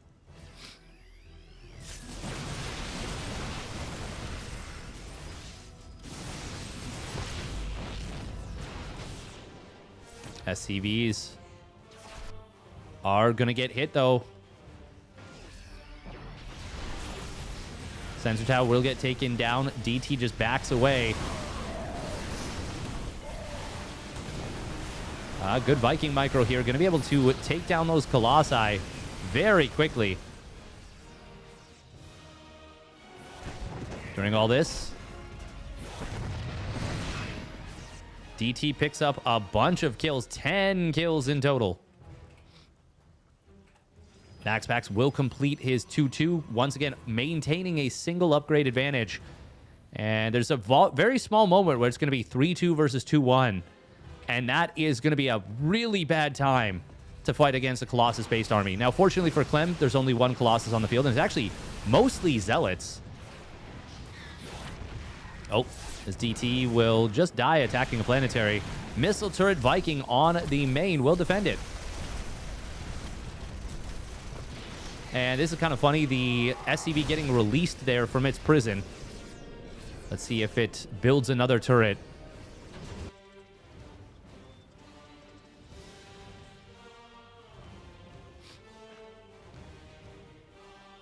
MaxPax is on 90 probes here. Clem on 66 SCV. Still a very good economy, but not amazing. We usually think of 70 to 75, maybe even 80 SCVs. Obviously, mules are an option. They are a very good option. Recall does get forced out by this push out from Clem. MaxPax wants to chase this army down, but he's not going to have the easiest time doing so. In fact, his army comes in a little bit segmented. Clem picks off some stragglers before retreating out. Nice job from Clem. Oh, a couple of Vikings do get picked off, though, speaking of stragglers. However, it's now going to be Clem trying to fight this with everything. Vikings do get a kill on one of the Colossus. This army is so overstimmed right now for Clem. He's got a ton of medevacs and a decent amount of energy, but he needs time. He needs time for the healing to go through. He does have some of the medevacs out of juice. Did MaxPax blink forward for that? He did. That was not ideal. God, these medevacs are so low on energy. One more of them does get sniped. Triple drop did split off. Clem is... he's in a little bit of a scary situation.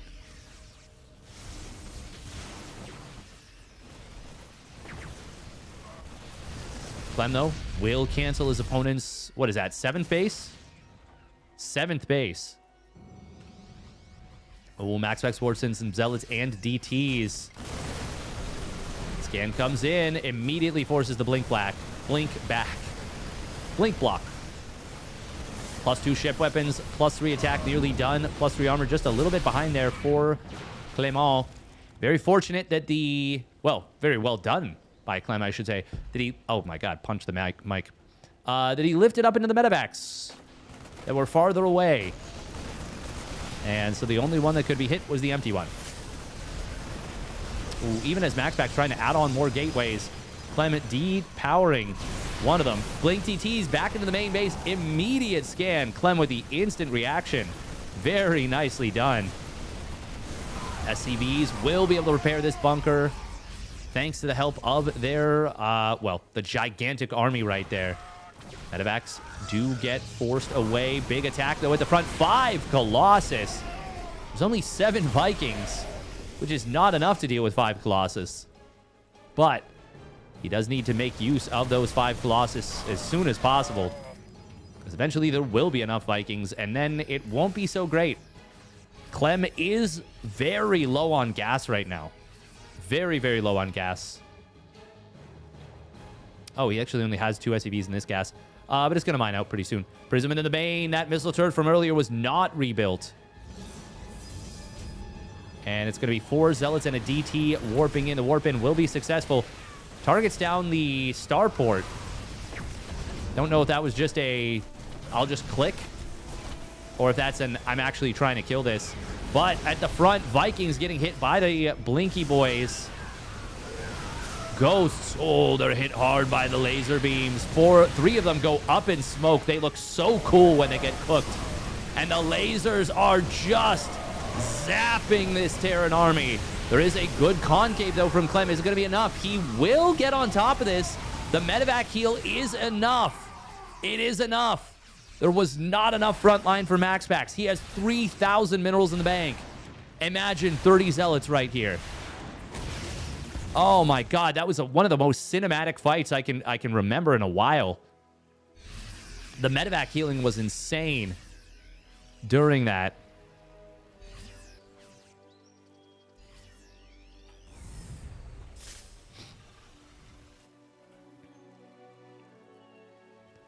I have no idea how Clem won that fight. That looked so good for MaxPax. If there was more gates online, or maybe a prism to reinforce in, and yeah, like, obviously saying 30 zealots, because you can't just have 30 warp-ins available, but let's say even 15 more zealots. Let's just say 1 warp-in. Well, let's say 13 zealots. Let's say 1 warp-in. Yeah, that's a completely different fight. Good kiting here on the right side from Clem. Trying to not kite back too much so that he loses the positional advantage. Oh, misrallied Colossus. Uh-oh. MaxPax starting to maybe get a little bit flustered after that outstanding defense from Clem. Another Colossus going down on the rally. That's so brutal. He is now up to 17 gates, by the way. But is it too late? Has Clem hit the tipping point?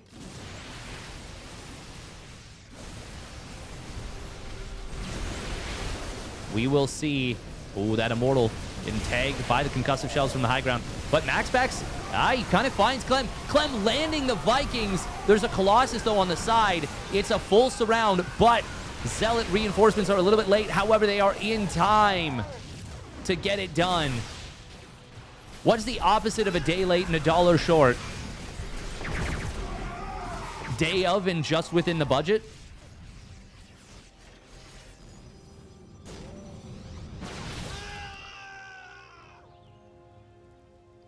Ghost with a loud rallying cry of, I'm dead.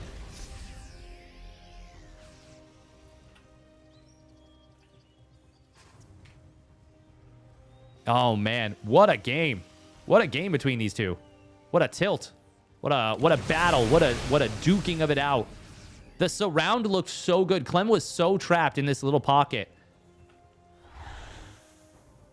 That enabled MaxPax to break the momentum of his Terran opponent. Oh, targeting down the Ghost. He can't get the kill. God, these Ghosts are tanky.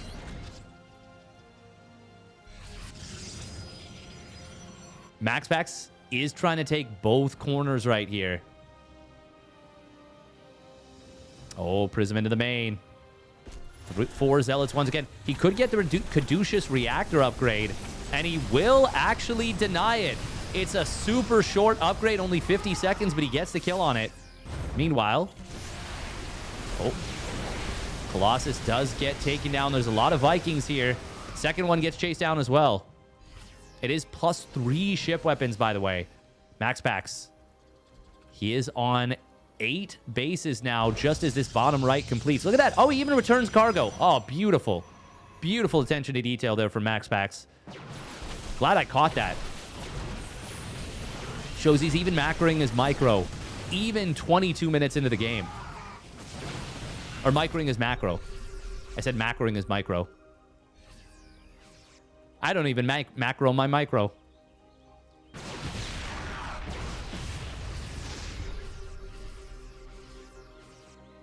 Oh, we're pulling probes into the fight. We just want to get rid of them at this point. That's what this tells me. Clem was thinking about just not letting him sack them. He was thinking about just running away. But this is going to be a dead Nexus. And, well, you'll want to kill these probes for sure. I like that he saw the recall and said, okay, your army isn't actually going to be close, but it's stunned for a moment. So I don't need to kill this right away. And then he killed the Nexus before the recall went through. He said, I can kill your probes. You're planning to save the Nexus with this. 24 probes go down. Base goes down. MaxPax turning it all into army supply. He's now got a comparable army supply to Clem. But he has lost a lot. 14,000 resources lost behind. Triple Robo Disruptor. However, Liberator count is beginning to rise. And Clem, if he can secure this 6th, this is going to be extremely difficult for MaxPax. MaxPax firing a Disruptor shot out from very far away. He honestly, this army doesn't feel that strong for MaxPax. It's highly mobile. Very bursty. But the army of Clem feels so much stronger right now. Oh, Disruptor. I didn't get targeted down in time, but he missed the shot. It just sailed right past the army of Clem. Oh, that one connects. 5 kills. That's a nice little hit. But nowhere near enough yet. Clem securing this 6th base feels like this might be a little bit too much to recover from. Blink 4 does kill 2 of the Ghosts. Funnily enough, not one of the 2 that was hit by the Disruptor shot. Still, it's a nice kill. Nice couple kills. MaxPax once again needs more. Clem has survived the scariest moments of this game, but doesn't mean that it's still not going to be winnable for MaxPax. However, oh god, these Disruptor shots are hitting hard. Very much so. MaxPax, for a moment, it looked like he was going to dive into his opponent's natural, and that would have been very scary. But he is making Clem run at him with the Purification Novas available. Clem, though, even though he takes some big shots, they're still not enough. MaxPax still in trouble. Every base has been taken on this map. Clem scanning the bottom right base once again. Sees, yep, you've taken it. I can't allow that. MaxPax is mined so much more. But Clem is still doing some very nice work here. Probes are going to pull away. This time, MaxPax obviously does not want to lose more probes. Orbital Command will get taken down here. If he shoots it even once more, there we go. Does get it. Oh my god, he almost disrupted himself from the back. Holy sh... MaxPax dodging his own disruptor ball at the last second there. Zealot's going to warp in. Clem says, oh, I still need to keep this army alive. Will retreat out as soon as he sees the recall plus warp in. Very nice little defensive liberator spot to pull back to. Oh, meanwhile, though, oh my god, MaxPax actually intercepts some units. Very nice little tactical move right there. Knowing Clem was probably going to be rotating over.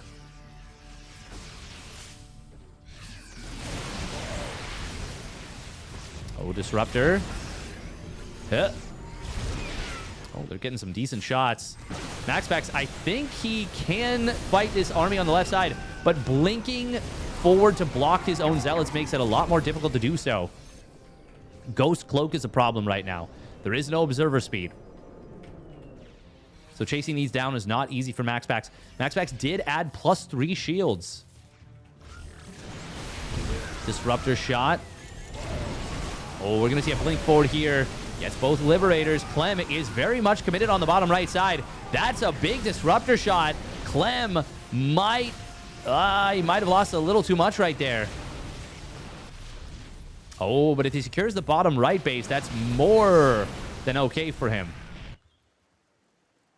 That's actually... He's trading a nearly depleted base with very little gas for a fresh base with completely untouched gases. Well, a mostly fresh base. It's been mined a little bit. But if it's 2 bases, that's pretty good. Disruptor shot is going to connect. Another one connects as well. Oh, MaxPax is starting to make it happen. Another disruptor shot connects. Softens up 2 of these ghosts. Oh, can MaxPax do this? I think Clem might have made an oopsie. But it's up to MaxPax to deny this bottom right base. And that's what these DT... Oh, wow. Okay, probes are... Okay, I was going to say, there's no way we can do that. Clem's got to mule hammer the crap out of this base. How many orbitals does he have? Just 2. Oh, wow. I did not realize he never built an orbital bank, did he?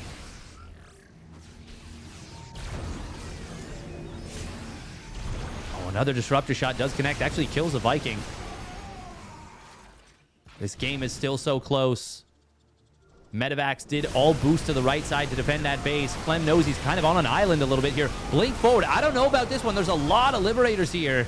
4 Liberators, but they are slowly being targeted down. Zealots are getting work done during all this.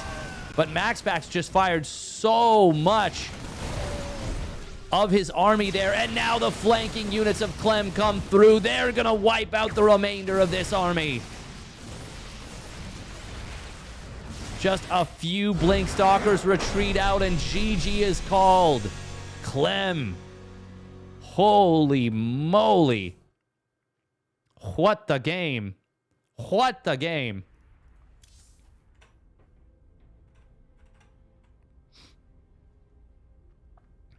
Damn.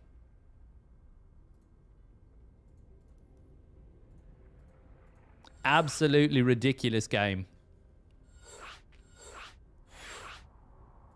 All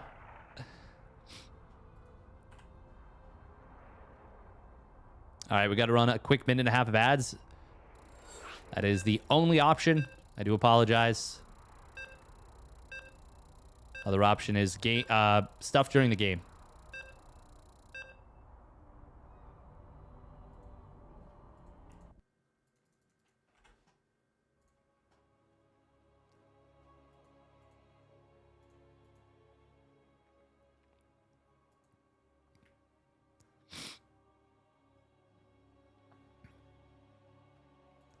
Bum bum bottom. Bum bum bottom bottom bottom. Oh, Yeah, we're gonna see see how I'm feeling after this game number 3. Thank you, Hazabui, for the tier 1 resub at 44 months. Thank you very much. Have I played Funny Farm, old puzzle game? I have not. Good game? Question mark. How long it went and how fast it ended? Yeah. Spawning down in the bottom right side, Storm Gaming's MaxPax.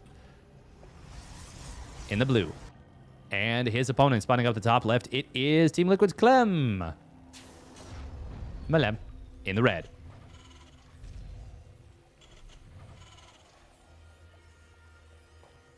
We have not seen The Witcher 3 yet. Psycode has not been around for a bit. I think we finally broke him. Finally said, it's been too long without Witcher 3. I'm out.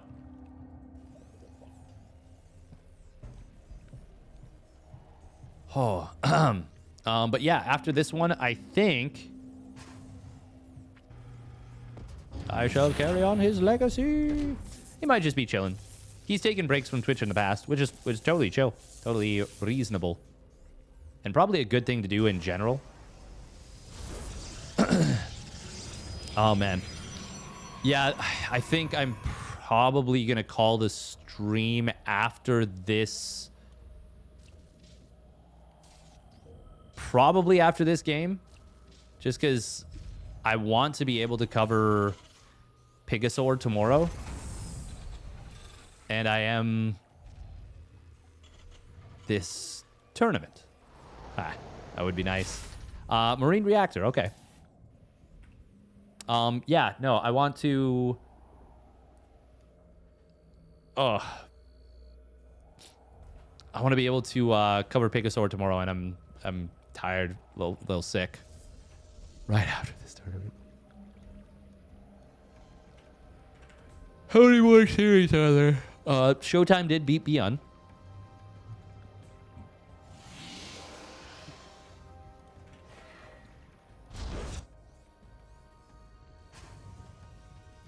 Clem should have ghost rushed. Damn. Maybe he should have. Oh yeah, no, I'm cooked. I'm cooked. I just like.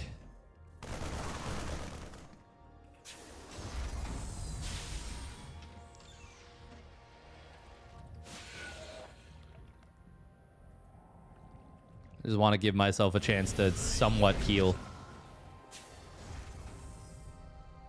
ByuN's TVP recently hasn't been up to snuff for the top players. I feel like that's been a trend for a while. Oh. We're gonna not do that. Oh my god, I accidentally hit the space bar again. Oh.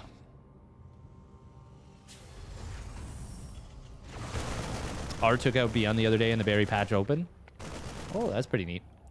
To be fair, I wouldn't say that's an indicator of TVP strength or weakness. That's just Art maybe having a better grasp of the situation.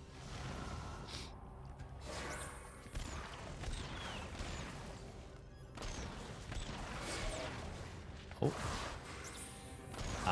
Adept number 2 that hadn't shaded already, or hadn't started to shade, the one being targeted. Nice job from Clem, gets the kill there.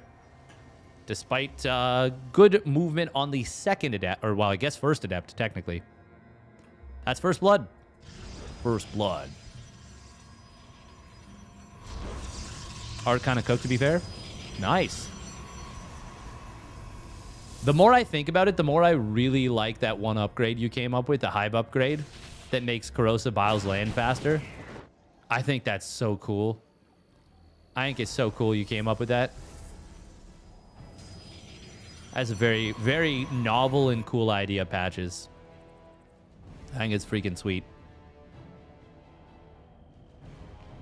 I do like the idea of that for potentially every unit in StarCraft 2, giving it maybe And it could be like a super expensive upgrade if you really wanted to. You could make upgrades 800, 800 for all I care. But like stuff that makes units viable in the late game, you can even transform their function. By the way, Clem's tank push looks really strong right here. Yeah, I've always been annoyed by the fact that there's less... There's not enough, like, monster upgrades, you know? Like, I would even petition for a 4-4 or a 5-5. Make them take, like... Make 4-4 take 3.5 minutes and cost 700, you know? And make 5-5 cost, like, 5 minutes and cost... 1,000. I don't even care. I don't even care how expensive you make it. But I like the idea of extending upgrade timing windows.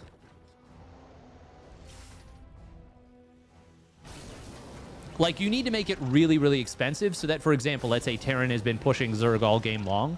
If they do want to go for that, they're giving up a lot of power of the push.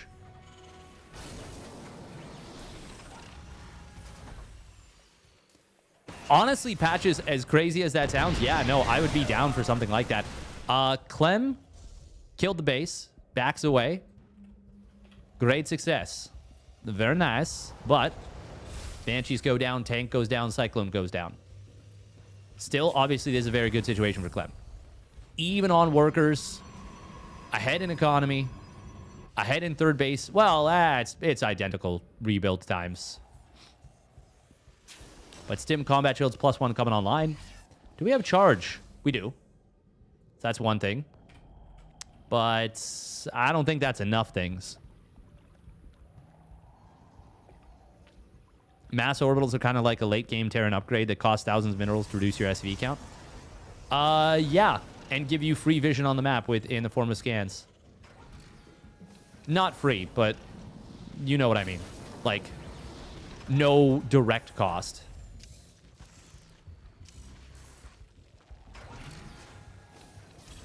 Yeah, exactly. And so it kind of already exists in the game in a sense. More things like that could be interesting. And I think it'd be really nice to give it to the other races, particularly. And then obviously you would give one to Terran as well. Like you would give all of the races something. But it would address the fact that there's not really an equivalent answer to that. Oh, wow. Did he just repair up the mine? He did. Damn. Nice job right there.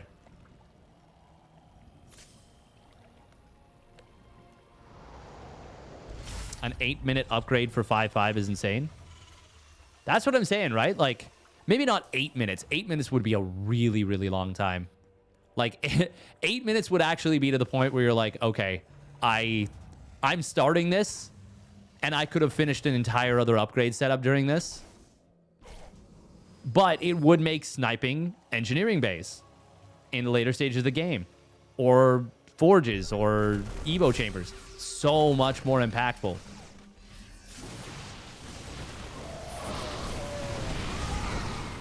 We are going to be seeing a nice force field there. Traps a little bit of this army, pinches it off. Good move from MaxPax. Needs a little picks like this, I feel.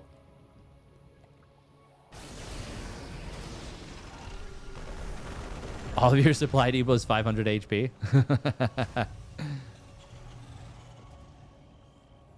It sure does, technically.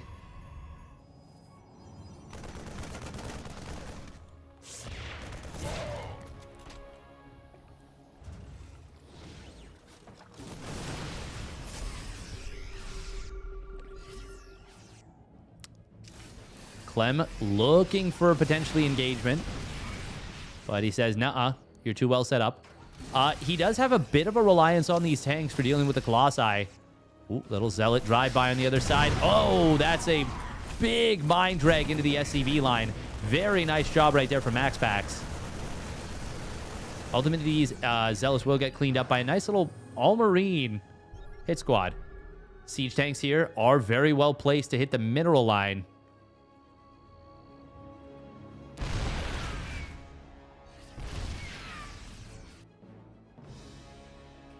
MaxPax Does he have enough to clean this up? I'm not so sure. Concussive shells. I didn't realize it wasn't done, but it will complete just in time of this fight, as will +1 armor. Zealot's flanking on the army. Clem says, I got to micro my way out of here. Even before the Zealot flank showed up, I think. But in response to the Zealot flank, definitely the right call. 2-2 fired up for Clem.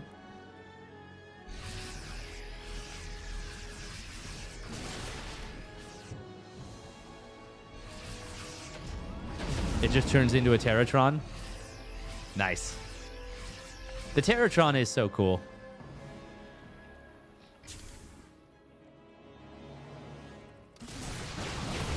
Oh. Is that a snipe on a medevac or a Viking?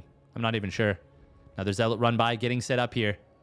Clem is definitely ahead, but it's not over yet. Oh, Mule's going to be forced to pull. And MaxPax was actually targeting the Mule, so he gets the kill on it. Nice job. It was a fresh Mule. Planetary Fortress will complete in moments. MaxPax is pushing forward. These Zealots do draw Clem a little bit out of position. Prism in the main base just before the turrets complete. Oh, that could be the backbreaker. That could be the backbreaker. Missile turret will complete and will promptly get killed. Clem will deal with this. To the front line, does he have enough to hold? It looks like it. He did shoot his orbital for just a moment, I think. Maybe? Maybe not. Considering how that could have gone, that was a very good defense from Clem. Very good defense. MaxPax put a lot of pressure. Clem handled it extremely well. And this is that moment I'm talking about. 2-2, fourth base done, fourth base secured. This is where Terran comes online truly in these games. Clem rebuilding the SCV count a little bit. Sensor tower. Oh, you got to be careful with those Colossi. Vikings. Oh, not quite able to kill that one Colossus. Survives on 4 HP. That's a situation where the change from Colossus having shields to armor actually makes the difference. Because shields to HP. The old Colossus would have died there. Because of the extra damage the Vikings do.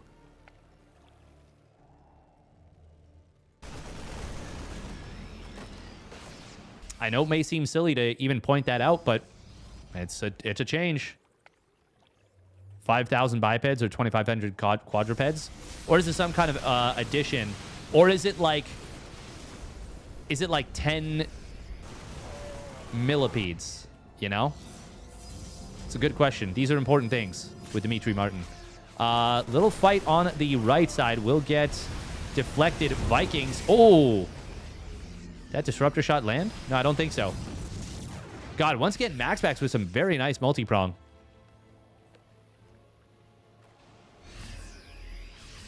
But Clem, once again, surviving. And he's trying to secure a fifth during all this. Not easy, but if he can, that will be very nice for him. Put some missile turret instead of in the middle line. A little bit further down. Scan comes in, spots this middle base being taken. Disruptor shot. Oh, it's a pretty good one.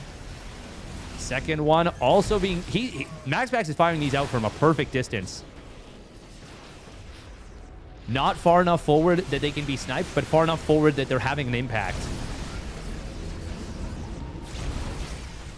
Decimillipede, potentially. That's the second time Clem shot one of his own buildings. Maybe getting a little bit frustrated, a little bit flustered here. He doesn't quite have the 3-3 and +2 ship weapons done yet. Oh, this could be a good engagement for Max, or for Clem, I should say. He snipes the disruptor just before it would have landed on like 10 ghosts.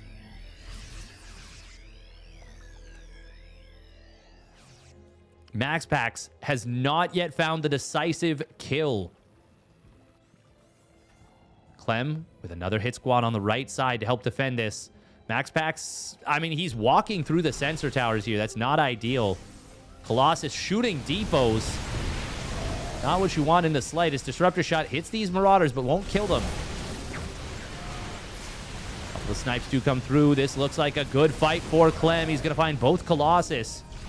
Really, before they get much value at all. Resources lost is insanely in favor of Clement, and that 3-3 is about to kick the upgrades into his favor as well. DT in the natural, killed off by a Liberator.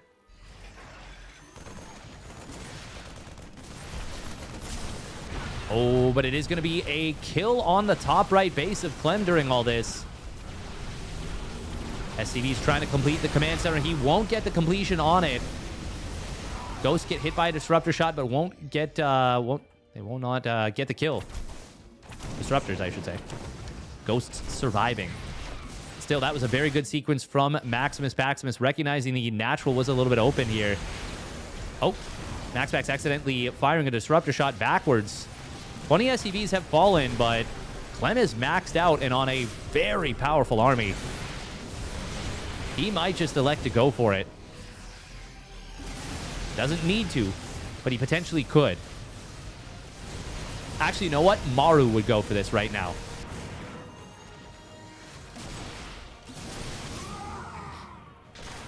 He would say, you've lost too much. I have a kill timing.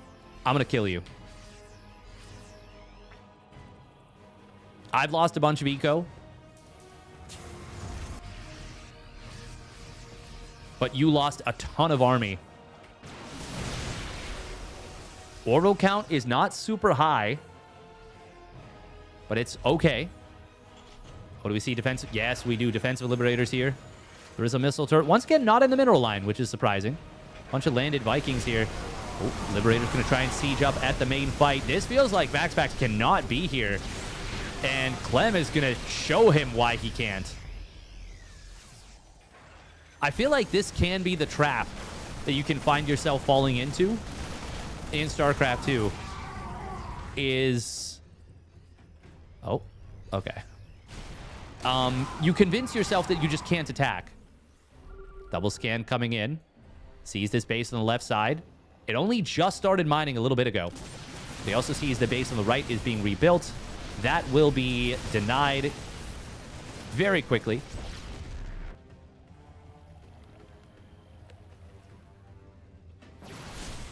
Oh, that was a bold blink forward.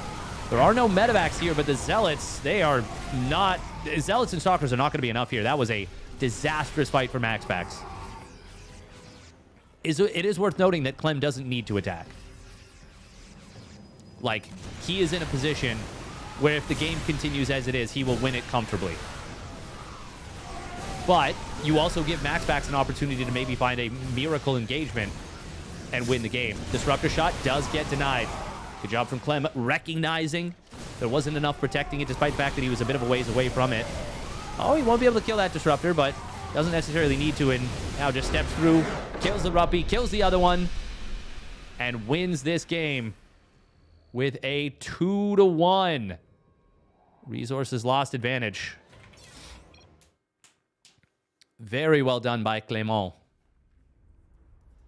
Clement Desblanches. That is him. I am so sick right now. I feel very under the weather. And I think it is the time.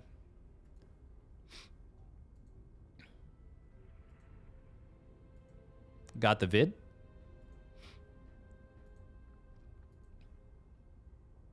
Possibly.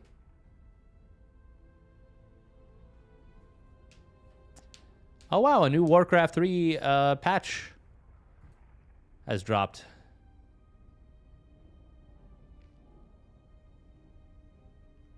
Oh, they're nerfing rifles. Pally rifles slightly nerfed.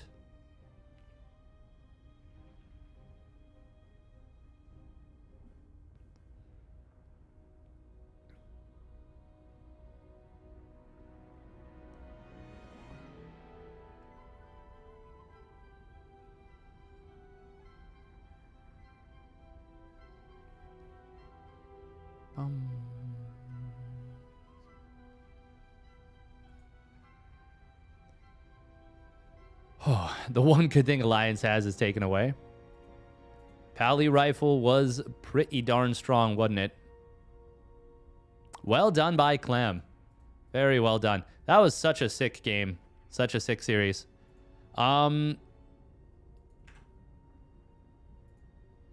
Is it silly to stick around for a PvP and then leave for what would be the PvT? I kind of want to see a Phoenix War. How sick in the head am I that I kind of want to see a Phoenix War?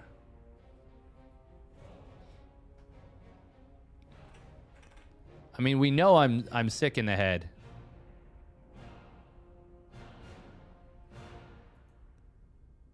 But how sick in the head? Very. It's just a best of one is the thing.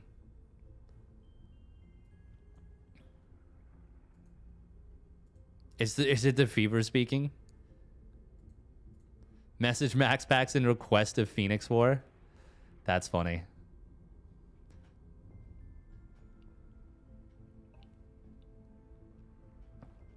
To the meat grinder. I mean, we kind of did see that a little bit, Coffeeling. Oh, man. Oh.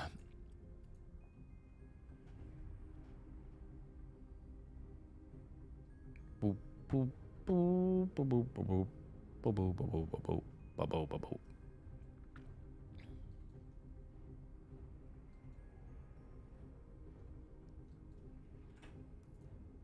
Oh.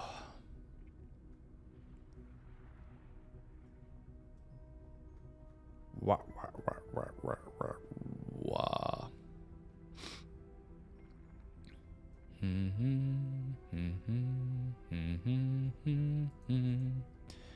La la la la la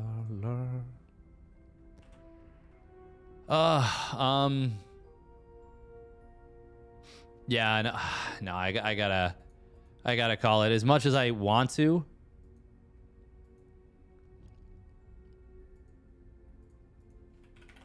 I'm just like, my head just feels so all over the place. Oh, A Night of the Seven Kingdoms is out. No, I haven't started watching it yet. I will almost certainly watch that, though. That is incredible. Oh, I'm excited about it. Is it good? Like, yeah. That's my only question. Is it good? It's fine. I would expect, so if it's gonna be good, the first couple episodes shouldn't have much happening. It should be world building. It should be setup.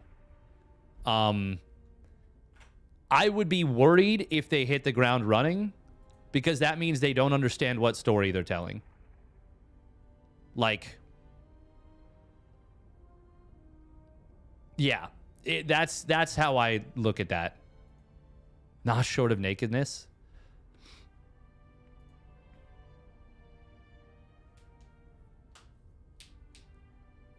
I think it has potential, but it's basically 6 30-minute episodes. Wait, is that it? Wait, really?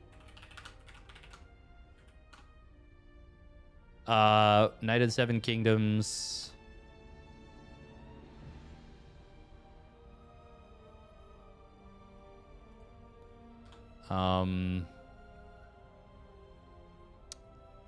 Episode length.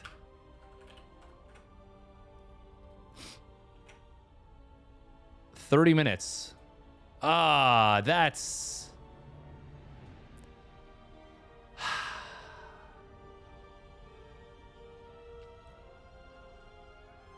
I don't know.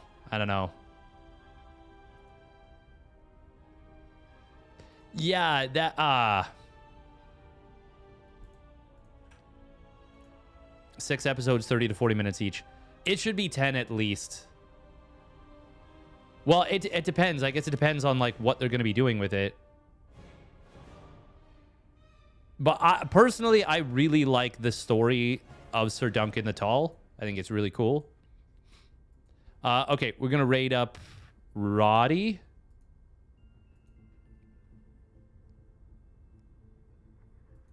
Actually, do we raid up Roddy or TKL?